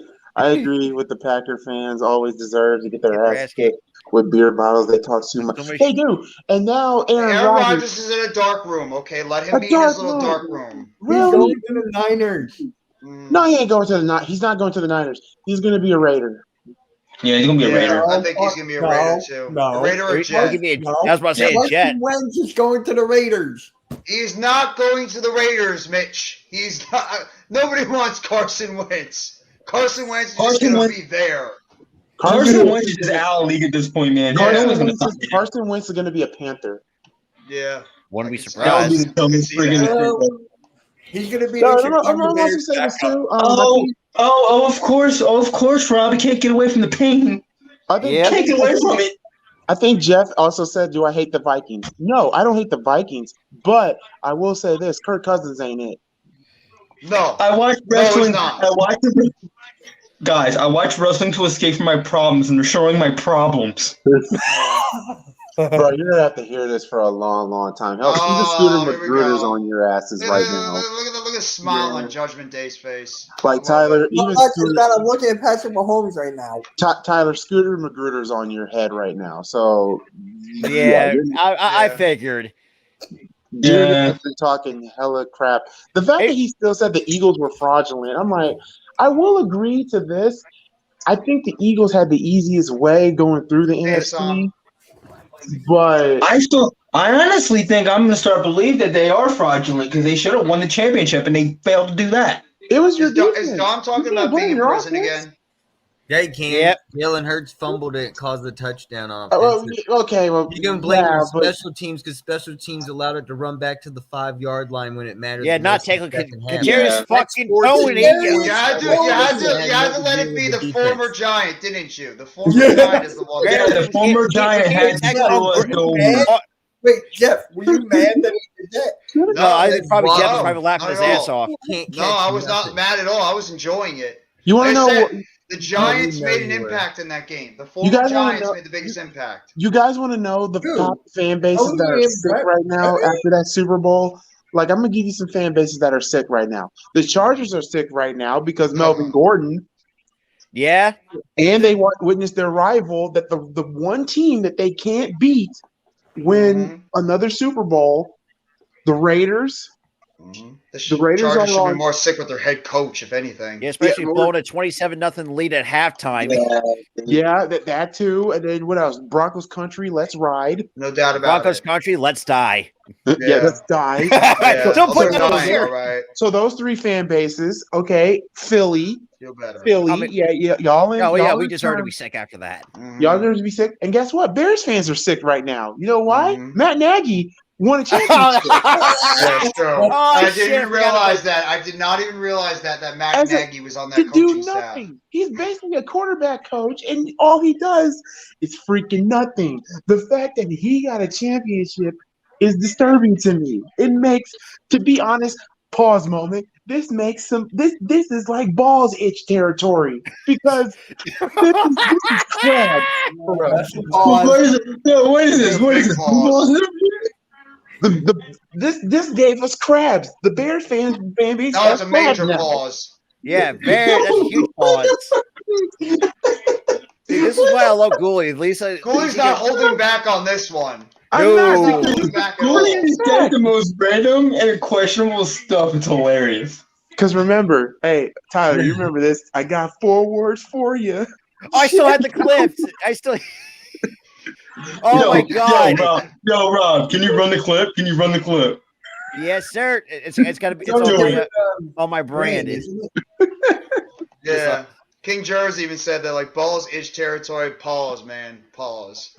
Look, man. Elimination subscribe chamber. to my channel. I say everything off the wall. Balls out the wall. Got 2 words for you. Suck it! It's all about me, Mr. Ass, and your ass is mine. Get ready to suck it! Yeah, see? It has to be Mr. Ass of all people, too. Oh, trust me, we had a lot of fun with that ruining everybody's childhoods. Oh, they're doing an elimination chamber poster now of all the past game matches. Let me read some of these comments here. Earl Cole is there, right? Yep. That's awesome. So yeah, man, Bears fans are in purgatory right now. Yeah. Yeah. Why? I wanted to see if you wanted to do the Celtics and Bucks game with me. Unfortunately, I'm working that night. I hope the Celtics win because I have 2 Bucks fans. One is tolerable, and the other one is so damn naive. Like, actually, to be honest, no, I'm gonna say this. So get ready for more pause moments here. This dude be on Giannis's dick so much his asshole is hurting from it. Yeah. Yeah. Yeah, okay, hold on, Robert. Did you hear that, though? Yeah, I heard. That's like... No, this is what I deal with at work. You hear that bird is a word? Yeah, bird is a word. Bird. Surfing. Jeff hates you. That's right, Jeff. I mean, I have no words. Here's the thing, though. I like that fan Burgers base Word is song not too. toxic, though. The Bucks aren't toxic, though. That's the funny thing. They're I not. hate It's them. just that I hate them. Here's the thing about it. Once Giannis leaves, that whole team goes down. I hate them. Exactly. Isn't Chris Middleton going to be a free agent at the end of the year too? He needs to go. He should have been traded. He's just questionable with his injury. He can't stay healthy. And this is why I keep telling. And this you can see Giannis doesn't do well without Chris Middleton. And this is what I've also said too. This is why I say Boston is coming out the East. They got more talent. That like freaking better built. They're better built, and Tatum is on a whole different level. Is he going to be MVP this year? No, I think Luka can fight for that title. Yeah. Luka's MVP to me. Luka's going to be MVP. Honestly, I want to see Luka win. No, Jokic just hasn't won a fucking third one for a third straight year in a row. Then the league is scripted. The league is already scripted, but it'll be hella rigged if Joker wins it. Hell, for the West, you can make the argument. Denver, you can make the argument. I say don't forget about Sacramento. They're a sleeper team in the West. That's a surprising team that they actually have an above 500 record for a team that been a laughing stock for the last 16 years. And now also there's a possibility that Carmelo Anthony could be a Phoenix Sun. Now if that happens, you got to put Phoenix on there. You got to put Dallas on there. Yeah, because and I said this too. Phoenix, if you do get Carmelo Anthony, it's championship or bust. For them, the West is it's already championship or bust since they traded for Kevin Durant. Oh yeah, and also the West is completely stacked. And also, let's not forget about the one team that everybody, think is dead in the water. Golden State ain't dead. Yeah, they're not dead. Sorry. I'm certain. No. Or I think another team that could be a sleeper going forward, if somehow sneak into the play-in, is the Oklahoma City Thunder. Lucas, I'm a Nets fan, and I'm already starting to fall asleep on the Nets because they're just not good enough. They don't think about it. You still have Ben Simmons, from what I've. They're not good enough. They got their asses kicked up by the Knicks. By the way, Jeff, congratulations on beating us on primetime television because, oh God. that might be our last relevant win in a while because I don't like the team. I don't think is offensively going to be able to compete with some of these other teams, and they give up 124 points to the Knicks tonight. So. And this is my thing with the Bulls. It's just like last year. Remember, they could beat bad teams, but then lose to good teams. Mm-hmm. This year, they can beat good teams and lose to bad teams. And lose to bad teams. And then also lose to teams that are kind of in a rebuild. The fact that we didn't do nothing in the trade deadline tells me a lot that this organization. Hey, we didn't do shit either. Nobody's a bigger joke. Nobody's a bigger joke than my franchise. Right now, we take the cake. We take the cake for embarrassment because we had 3 top stars on our team, and they're all gone. Floundered it away. We floundered it away a year later. Let me put my 2 cents in this when it comes to the Nets. Y'all had the team when y'all had KD and Kyrie, and then you still had Spencer Dinwiddie, don't even Jerry get me Allen, started with that. Yeah, that all was of that. The team. That was the team right there. But then y'all got greedy and tried to get Harden, and then that didn't work out. And then Simmons, and that didn't work out. Mm-hmm. You're right.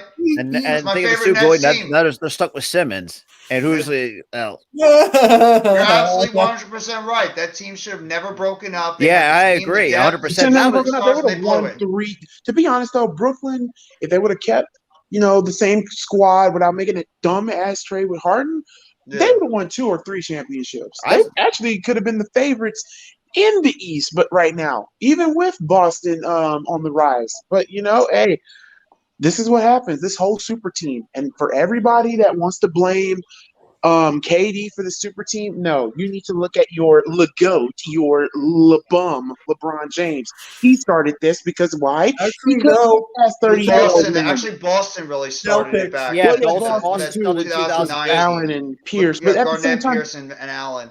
But at the same time, they were kind of at the end of their rope, damn near. It was either championship or bust. And we stupidly traded for 2 of them. So I forgot about that. We did that.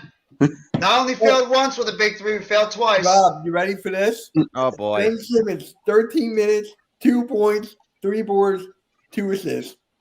Nobody played good tonight. Nobody played good. And also, I'm gonna say this too about Philly, and I got a Philly. Actually, no, explain this one, y'all. How you're a Philly fan, but you don't know what position Embiid plays? Huh? Bruh. This How is do you what not I know say. the center? What? What? The sentence. Whoever's that Those. needs to get the taste slapped out of their mouth. Stop Oh watching yeah, basketball if you don't know that. yeah. It gets worse. I need to record everything so I can show you what me and Dub go through. So you get some winners on your live streams at times. To be honest, though, when it comes to my live streams, I do get the occasional jackrabbits, but at the We all same get time, them. We all get them. but at Yeah. the same time, when it comes to the Bulls Nation, though, 9 times out of 10, you can ask Robert and Tyler and Mitch. They know what's up. Bulls Nation, we're not stupid. We know Oh yeah. what's up. Billy Donovan isn't great. He needs He's to go not back to great. college. He's not great, but at the And same Lonzo time, potentially retire early with that damn knee injury that he's. yeah, Lonzo, yeah. To be honest, And Zach LaVine has been kind of hit and miss. no, the thing with Levine, though, and I will give this, a lot of people fail to realize that Levine is still coming off of that knee injury. I'm like, all right, cool, I'll give you that. But at the same time, have y'all paid attention to Levine's body language when it comes to? Oh yeah, and he doesn't even be there. He seems like he doesn't even want to play basketball or doesn't even and the want to fact be you there. gave him an extension prior to the season. And here's the thing, though, here's the thing: if you really care about your star player, Billy Donovan should be gone right now. There has to be something. But here's the thing: the whole entire Bulls roster is on the side of Billy Donovan. So if that is the case, and Levine is not helping, Levine's the odd man out. Levine has to Levine has to go. Levon. I mean, he might as well be Levon at this point. He might be gone. Levine might be gone, and if he's gone, that saves us a hell of a lot of cap. By the way, I will say this real quickly in this matchup, because they're doing the triple threat match for the main event. If Bianca Belair doesn't win, somebody in WWE should be fired immediately. Oh, absolutely. Someone said no the reason Cavs are why a super team. The Cavs, I wouldn't say they're a super team, but they're not a super team, but they're another team on the rise. Because when they got Donovan Mitchell, their whole concept changed. I wouldn't go that far, Lucas. I think Drummond is like a decent player at center. Not great. I think you need a Vucevic rebounding is machine. all right, Drummond is too. the guy to get your rebounds. Oh yeah, Lucas. By the way, yes, he does talk about they do talk about Giannis. One talks about Giannis, but at the same time, he talks about the whole entire team. One dude just talks about Giannis, and it's to the point where, like, I swear, if he gets on my team tomorrow, which he probably will, and if I hear something about Giannis, I'm like, this dude, does your asshole hurt from the time he be fucking you? Because I'm sorry, once he leaves, the Greek freak leaves, it will be a Greek tragedy. This dude literally said on a freaking podium that he would go to a division rival to win a championship. He won his championship, though, with Milwaukee, so he can do whatever he wants because he already won in Milwaukee once. Yeah, he even said he would go to Chicago. Now, I don't see the Greek freak going to Chicago. I don't see that. But I would definitely could see Golden State. Golden State, Boston, maybe if they do. Boston, shoot. Matter of fact, what if he went to Dallas? Miami. But what he's going to Miami? You're going to Dallas. Possibility with that roster? I mean, yeah, but at the same time, you know what? Do you need it would take the pressure off Jimmy. And not to mention too, we just picked up Dwayne Dedman as our backup big. Good Lord. I mean, hey, he could go to the Sixers if you guys fire Doc Rivers. Yeah, Doc should have been. It's 3 years. Thank you. They're not firing him. The only way, like I said, you're firing Doc Rivers is if you guys literally start tanking. Then he'll get fired. To be honest, though, here's what's gonna happen, dude. Jeff, this is what's gonna happen, man. This is the typical Sixers. They do good in the season, and then when it comes to the playoffs, we shit the bed. You shit the bed. Watch James Harden will do it. He'll do it. I'm sorry, James Harden is not the answer. James Harden. No, thank you. And blame Morey for this because before the season started, he tried to rebuild the 2017 Rockets. Oh God. Well, you got Daniel House Jr. Trust me, I know all about James Harden and him failing in the playoffs. He did it to mine. And also, I'm gonna say this too: how are you gonna get a guy? Okay, you got a shooter, great, and Harden. All right, great, but where's his defense? That's the one thing that hurts me with Harden. He doesn't play defense. No. And now that the league has caught on to his bullshit about the play by his point shaving fouling or whatever, he's not the same player that he once was. So. Yep. Yeah, I mean, and also I want to know what Westbrook is going to do. If Billy Donovan really gets Westbrook, I can see Levine leaving. I Now, mean, right now he won't be so. I mean, to be honest, Giannis is not going to be a free agent until he's by the time he's 32. Yeah, but 32. So he'll have like a good 6 years left. Since they changed the rule. So yeah, that's and true. he has a $52 million player option. See, he could literally, like I said, if like this is why I believe Milwaukee in the next 3 years are going to be in a downward spiral. Number one, they need to get rid of Middleton. I'm sorry, they should have fired Mike Budenholzer after they won the championship. Yeah, but they gave him an extension, so I mean, Brook Lopez will be gone probably. I don't know what they do with Drew Holiday.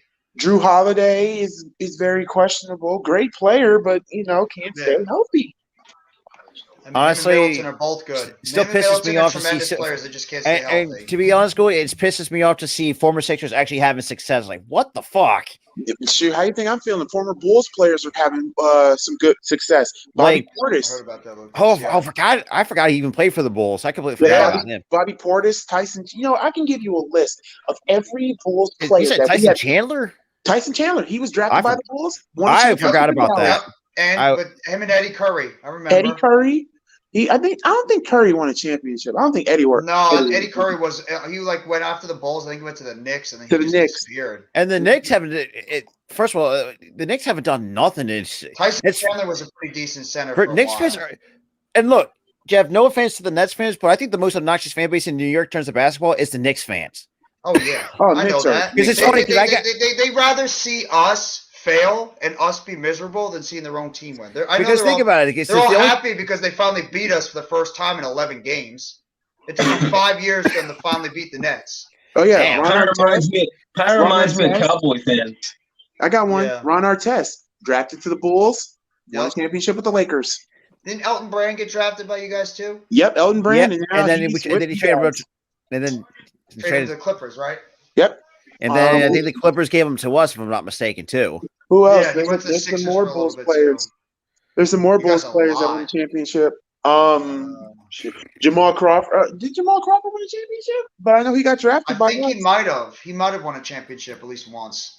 I think so, but like y'all, it makes me sick. It's funny because I actually got it heated because I had to, there was a Knicks fan on TikTok want to get all to start shit. And so I was like, first of all, Yankees are the definition of mid. I mean, we could all agree. Oh, yeah, they're mid. The Yankees. The Knicks haven't done shit. They were frauds. Yankees haven't done any. Yankees haven't gotten better. Been done it since 2009. They beat us in fucking 5 games to win the 27th World Series, and ever since then, has not done shit.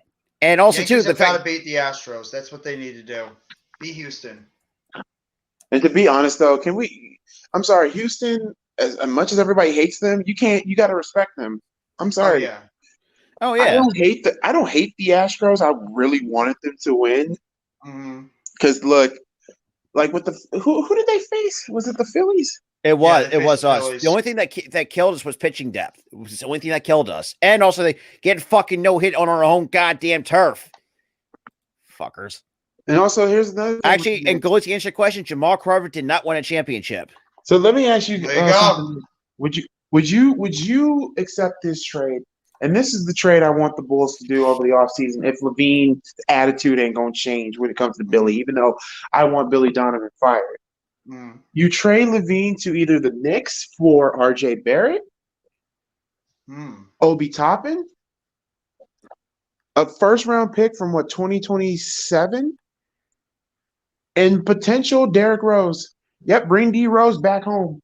Let him go back to Chicago and retire there. Yeah, and retire there. Because I feel like that torn ACL has that really pretty much. He has not been Crawford or Rose has not been the same after that knee injury. Or his other knee, like a year or two later, tore the opposite knee.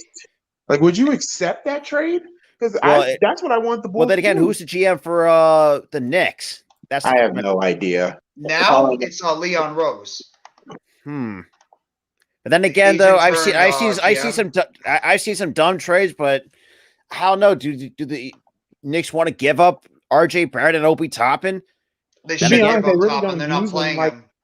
They're not playing him, so why not? And then you also got Todd Thibodeau, which is another guy that should have been fired They keep playing Julius Randle more. Toppin has no position. So, I mean, he's knocking on the court. That's the problem with I Toppin. wouldn't be surprised.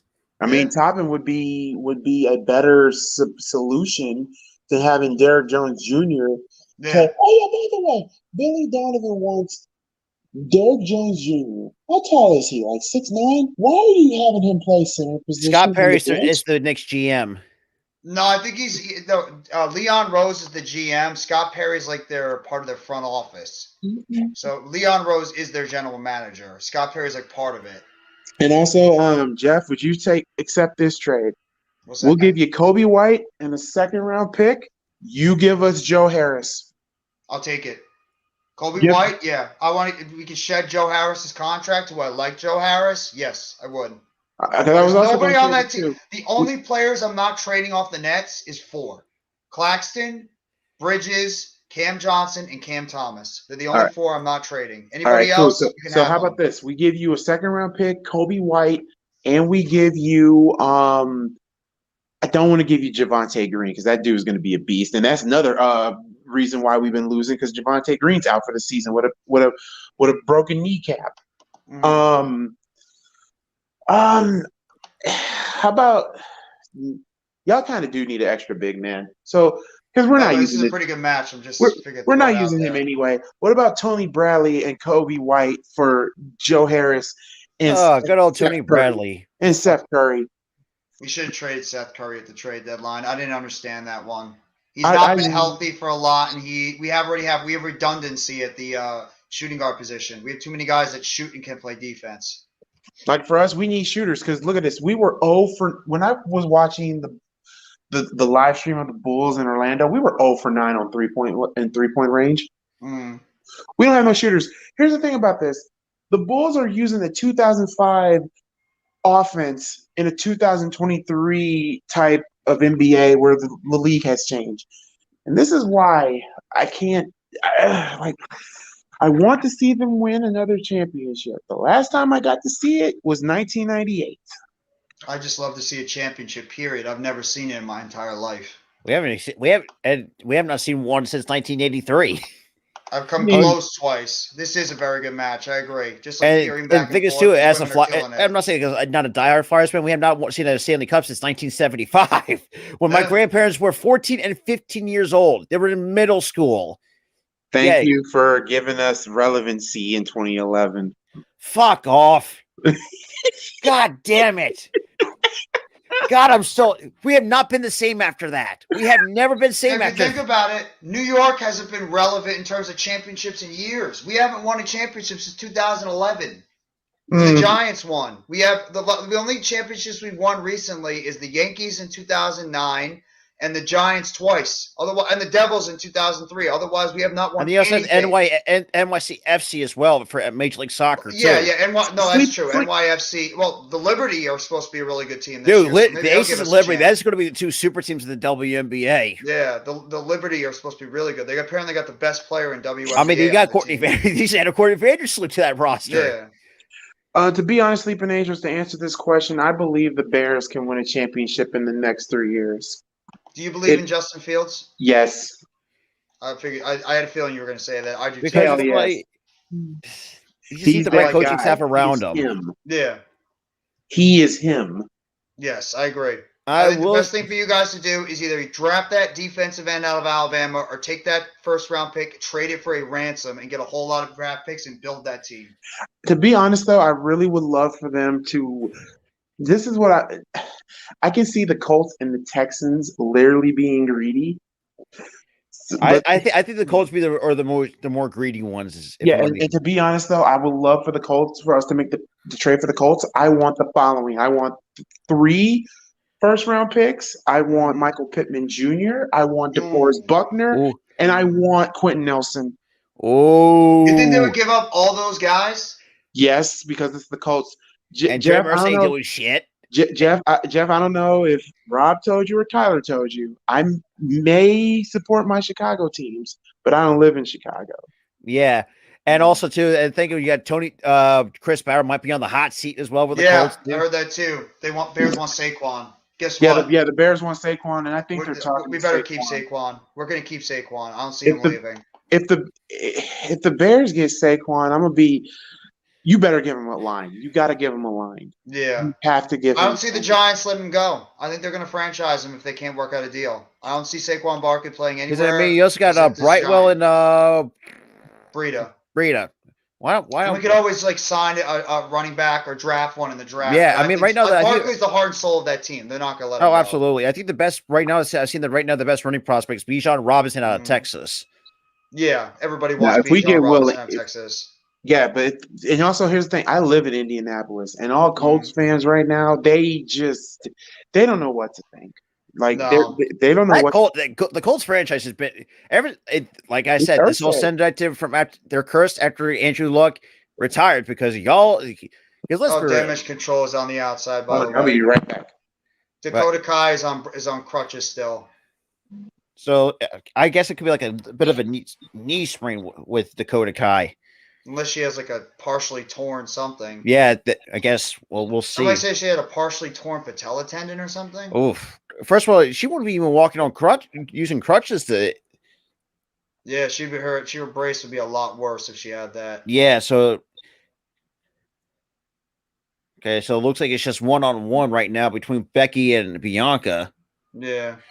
Yeah, I'm gonna call it right now. I think the damage control is going to find a way to fuck this up. Or Lita's going to come back, and I think Trish is going to come out, and they're going to screw over Bailey, and then Bianca's going to get the pin and win. My bad, I'm back. And also, just to let you know, if we do that trade with the Colts and they accept it, A, I'm laughing my head off. B, I'm probably you're gonna laugh at EJ. Yeah, I'm gonna laugh at both Dub and EJ. Oh, that's right. I forgot Dub's a Colts fan. Oh, good lord. Oh, I feel bad for him. And also, here's the thing, though. Here's the difference between Dub and EJ. Dub, he knows where his team stands. No, remember EJ said that the Colts were a Super Bowl caliber. Oh yeah, they have a great defense. They just don't. They're about to hire Shane Steichen as their head coach. I like Steichen, but he's not a head coach. He's not ready to be a head coach yet. Trust me, if you like the screen game, that's your guy. And to be honest, though, most of all the Colts' coaching staff went to Chicago. Yeah. Except for Sirianni. Except for Sirianni, but you know, I'm happy. Like I like Matt Eberflus. I like him. But look, I still can't choose. Even though I'm not a Bears fan, I can't choose Luke Getsy. I really can't. Luke Getsley, I mean, I will say this. At the first, I know you've been, I know you better than anybody. You've been harping on his ass. I was harping on him the first 5 weeks, and then when and not to mention too, we almost shat the bed against you guys in what was it? Yeah, you almost lost to us. If y'all would have beat y'all, I would have been like, yeah, and unfortunately left, so that eventually knocked Hurts out for 2 games with a sprained shoulder. Juice, you're not getting Fields. This is what you're getting. You're giving David Carr and liking it. Oh my God. You're getting Carr and you're gonna like it. Well, first of all, does those Saints even have any money to spend? No, they're so screwed cap wise. No, but and also Saints though. I mean, they won't be too screwed because Alvin Kamara could be facing jail time. Michael Thomas could be wanting out. Michael Thomas should be cut. Yeah. I mean, here's the thing. The only thing I can tell you, Juice, is hey, you got a defense 5 years too late, but hey, you know, better late than never. And also, I mean, you got Honey Badger, but he hasn't really done shit since he's going to. And we robbed him with our first round pick and see Nate Gardner Johnson. Yeah, please, yeah, that dude is a total buzz. And then we're going to be possibly extending him because we have a lot of money coming off the book, so there's potential we might extend Gardner Johnson. And also, there's a talk about the Bears. I mean, like free agency, there was a talk about them getting Fletcher Cox, which I'm about. Oh shit! Sky's getting involved. Oh, right to the post. Like Fletcher Cox to the Bears, I'm gonna be like, But do you really want? I mean, I won't say he's washed, but I think he's done so. To be honest, our defense needs to go young, and it needs to start with. You have to, and also I think you guys. I think you need a better center than Sam Mustipher. Oh yeah, Sam Mustipher's gone. That hoe gotta go. Hoe's gone. I think they're gonna have John Lucas be. I mean, what's his name? Lucas be the new. No! If he can stay healthy, that is. Hell, the Bears might draft a safety. This ref's pretending he's here comes the other women. The other women in the elimination chamber guys now just beating up Dakota Boy, let me Kai ask and you, Io Sky. you just drafted 2 safeties this last draft. Yes, and they have been phenomenal. They've been basically. Like, why do you need another safety? You know, we might draft another safety because. I mean, you could use some cornerback help, Okay, or maybe another linebacker. Oh yeah, we need a linebacker. Like I said, the Bears got a lot of money to spend. And also, you guys need fucking receivers. Claypool, Finding Nemo, injury prone. Here's the thing about Claypool. Here's the thing about the Bears wide receivers as a whole. Claypool and Mooney. They're both number 2 and number 3 options. But you just need that number 1. They really don't have a real number 1 option. And also, this has been a good match, but I don't like the silliness on the outside. Oh, I get yeah. why they're doing it. Io Sky's going up to the top now. She's about to do that moonsault, but she's about to go fly. I want her to be a babyface. I'm tired of the heel act with her. I want her to either be, a babyface or let her team up with Asuka. Yeah. Bianca is bench pressing Io, and she's about to toss her on everybody. Here's your spot. Tossed her on everybody on the outside. Your classic over the rope spot. Takes out everybody in the elimination chamber. Jeez, Bianca, man, that's her strength is impressive. You know what also is looking like? It's looking like we might get Lita versus Bayley at Mania. I would not be opposed to that. Might happen, yeah.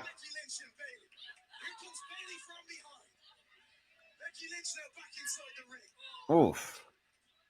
All 3 women are beating the hell out. This has been a great match. I will say that. All 3 of these women are It's really been a decent go-home show for the Elimination Chamber. Yeah, it's filled up a lot of the storylines that need to be filled. And also, you know what? What if WWE did pull the trigger and have Sammy win on Saturday? I would not be opposed to it. What do you do with Cody, though? That's the problem. That's the manhandle slam. KOD. Bianca's going to win. So, damn, both women are not going to Elimination Chamber. Yep, she just KO'd her right on top of Bayley, and that's it. One, two, and both women are out. Good. They made the right decision. Bianca wins. This is a really good Raw. I'm gonna say this right now. With Bianca, I love her. I love her look. She's talented, beautiful. It's gonna feel really odd if they turn her heel after Mania. She needs to turn heel. The babyface gimmick, unfortunately, has gone stale. It's kind of run its course. Yeah. She needs to turn heel, and she needs to drop that belt. I think it's time for somebody else to get a run with that championship. And I think it's at least for right now for me. I think it's Asuka's time because she has not been in the title picture in what feels like a couple of years. Yeah, I'm actually happy. I don't know if you guys heard about this Bleacher Report or not Bleacher Report. This report originally they wanted to do Ronda winning the belt match with Charlotte. Yeah. And having Ronda versus Rhea, I'm like, how is that gonna work? First of all, there's no storyline there. And then the other one was they were gonna have, which I think would be your night 1 main event, Charlotte versus Bianca. I'm like, now I wouldn't mind seeing that on one condition. Yeah. Bianca. I like this call. I like this call because you give the other women now an opportunity to shine in this women's championship match without Bayley and Becky being there and overshadow them. Yeah, because it's like we see Becky, Bayley, and these 4 horsemen one too many times. It's time for everybody else and try to build them up. I'm gonna say this: screw WWE on how they treated my baby Sasha. Oh yeah. Oh, we mean that she peaked at 30 years old. Vince, because Vince she peaked. Evil bastard. And the only reason why Goy, I don't know if you read about this. Like she was not getting paid. Yeah, she was. I heard about that. She wasn't getting paid. I'm like, wait a minute. She should be paid. She's the best one out of the 4. Like first of all, she was asking like for a Becky Lynch and Charlotte type of money. It's like really. Yeah. First of all, she was your most marketed woman in that women's division. When it comes to the four horsewomen in this order, when it comes to like my least to fave, Charlotte, then we got Becky, and number one can be tied for Bailey and Sasha. Yeah, I agree. Charlotte and Becky to me are overrated now. I think they've run their course. I love how they're showing when Brock got his ass. See, I love this. I love this. This needs to be a gimmick match because I don't want to see these two in a one-on-one normal match. I just want to see them beat the living hell out of each other. I say at Mania, it should be a last man standing. That I would not. Yeah, beat the living hell out of each other. Yeah, they'll probably have some type of screwy finish, and then they'll go on WrestleMania. I would love a 3 stages of hell. I mean, at this point, you want to bring back that gimmick? This would be the perfect time to do it. 3 stages of hell. But especially Elimination Chamber looks terrific. This pay-per-view looks really stacked for this show on Saturday. I mean, they really did a good job booking every single match has some type of relevancy to it. So I am very happy how Triple H has booked this Elimination Chamber. I won't be able to. Sorry, y'all. I won't be able to live stream this show because my girlfriend's birthday celebration is on Saturday. But might ask somebody to do it on my channel. Probably We're actually all going to be live streaming the pay-per-view on Saturday. Like myself, Tyler, Mitch, I can't. And a bunch of the rest of us on the Hardcore Sports Network. We're going to be live streaming the show. I'm also upset because also All-Star Weekend. Yeah. Yeah. Oh, I don't want to watch a family who's a suspect I'm not of missing the slam dunk. tax evasion. I'm sorry, I can't miss that. Yeah. Get a tax evader. At least think of this too. The best moment we saw Miz get curb stomped by a Kirby and get super kicked. I'm sorry. That was pretty good. Oh man. Wait, but Rob, since they're wearing shoes, the super kick's really a big boot. You're not wrong. No, you're in the super boot.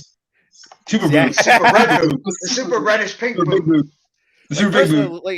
First of all, whoever designed that? What the fuck? Had to be something Becky.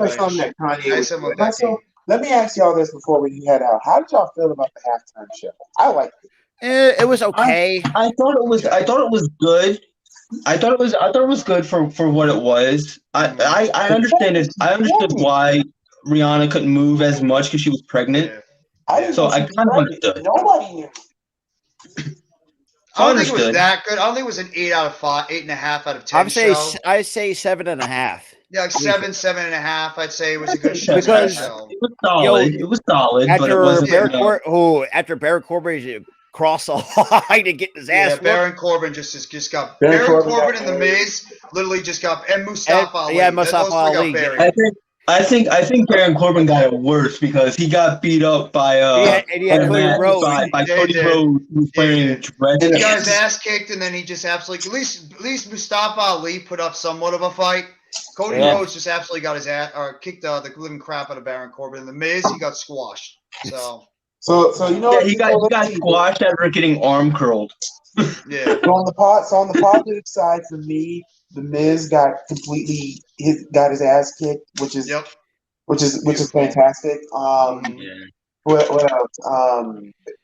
Baron Corbin got beat up by a man in a suit, and also that promo between Cody and that was incredible. Paul Heyman and Sammy. Cody and Sammy promo. And Sammy was great too. Yeah. On the negative side of this Raw, you know what? I'm going to say this. This is probably going to be. Oh boy, I don't know how to say this. I wasn't really a fan of the MMM crap. No, that was terrible. Yeah, why are they so that first?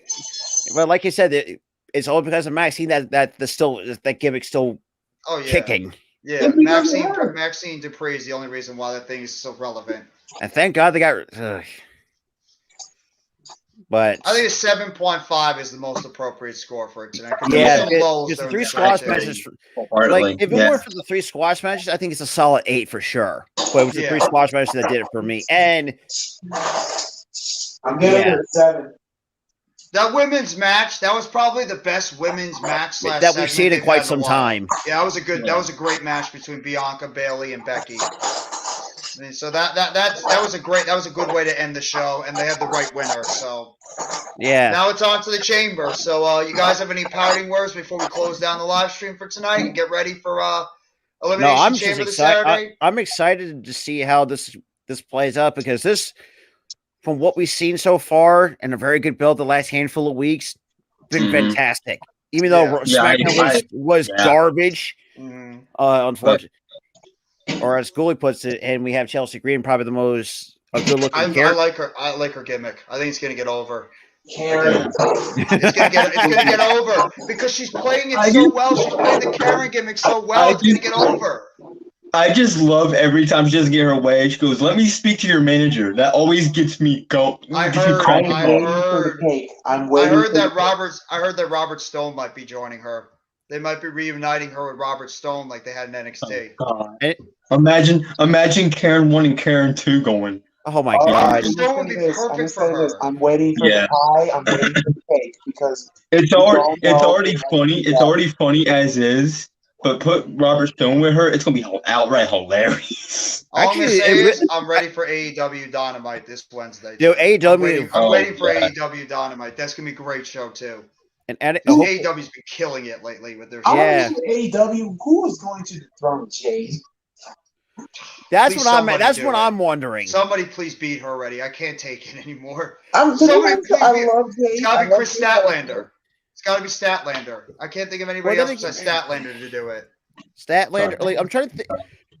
I mean, I thought they were going to let Red Velvet do it. Yeah. Honestly, for me, I was how about trying to think who else is that in the.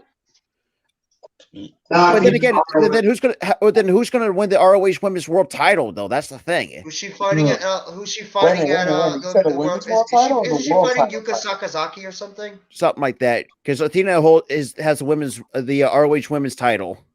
Yeah. I mean, I'm trying to think who's the women's mid card division. That's fucking tough. Now here's another thing: ROH is ROH going to get a freaking TV deal. Apparently, they're going to turn ROH into like the NXT. What NXT wasn't, but for the black and gold they're going to make brand. it NXT pretty much. And so I'm not opposed to that. I really am not. No, I'm not opposed to that at all. And also, I hate to say this, but thank you, Warner Bros., for getting out of your hypocritical ways, you bastards. Yeah, thank you. For letting Mark Briscoe actually finally wrestle on AEW television. Absolutely. I mean, but then at the same time, you have Ring of Honor. What are you going to do with Dark and Elevation? Dark Elevation's on YouTube, I think it is. Yeah, it's on YouTube. It's like if you want to. But there's been a lot of talks that AEW might have could have a streaming service, or go through Warner Brothers Discovery. So, we'll see how that turns out. So I agree with Sleeping Angels. But now, outside of that, who do you think is going to be the next TNT champion, or who's going to take the Wardlow? That's right. Yeah, I forgot. But yeah, Wardlow. They got to continue that storyline. Yeah, I would keep it on Samoa Joe, honestly. I would too. Yeah. I don't like hot potatoing the title. They're hot potatoing that TNT title way too much. Even though Darby, man, I love you, man, but that dude's gonna kill himself at some point. Because holy crap! Yep. I mean, especially that muscle buster onto the pine last week on Dynamite. Just like, it's easy. Thank God CZW's back, but at the same time, it's a new rebrand. Yeah. Imagine Darby Allin in a cage of death. Oh no! Yeah, you're dead. Darby would be nuts enough to do something insane off the cage. I wouldn't be surprised if he would, because that's kind of where he fits. You're talking about the guy that did a coffin drop, and back in 2019 and All Out on a damn steel step through a barrel. When he broke his back in half. Nah, the apron. When he missed Cody. Oh my God! Oh man, the apron one, the coffin drop, and he bounced off the apron. It's like, oh man! Or when he did at the Casino Battle Royal at Double or Nothing in 2020, and he jumped off the skateboard and busted up his leg, and then Brian Cage threw him through the table and the chairs. To be honest, I still say the most brutalist moment in AEW history still goes to Shawn Spears almost killing Cody. Oh yeah, when he split his head open. Yeah. I was like, was Yeah. that planned? That's all I said. Was that planned or was It didn't that? look like that was a planned spot. Oh, come on, you're not going No, to it say wasn't Sammy a planned Guevara spot. getting hit by the golf cart twice? Oh, Sammy Guevara. Sammy And the Guevara way getting he hit by the goes golf cart by Matt flying Hardy like and he's a Kenny DJ. Omega? Now the barbed wire massacre spot. Oh my The god! explosion. The barbed wire death With match. the firecrackers and the sparklers. The WCW Yeah. Nitro Spiral. Remember, 69 me, Don. 69 me. I'm sorry, but I'm really liking the It's the only Acclaimed. time you'll ever see that on national television. Two men doing a grown man 69 on TV. That actually The happened fact on that they had AEW to Dynamite. sell that though. Yeah. The fact that they had to sell the fireworks. Tony hey, Khan, Gully, we're gonna do this on television. Are you okay with that? We're gonna hey, give Gully, each you other. should tell Jeff that the due days earlier product that finally, thank God, did not get greenlit. Oh wait. Oh. Booty juice. Booty juice. Yeah, booty juice almost got greenlit. Oh Yeah, my they were gonna God. have like a juice. New Day were gonna have a juice, and it was gonna call Booty Juice. And here was the slogan: Booty Juice. It makes sure your throat is in. You know, who really does enjoy the booty juice though? God, Mr. Juice Robinson over there on AEW because he's I getting a can't whole lot of that. believe he's a part of the. Oh God, he's a part of Bullet Club now. Yeah, well, he's closer now to Tony Storm, so he's probably happy. All right, guys, I'm out. I'm about to head on out too. Yeah. It's 6 But o'clock. yeah, with I that gotta being eat shit said, now. though, man, it's been fun. And Yes. see you guys in the next one, guys. Have a great night, everybody. You too. Awesome power of nature.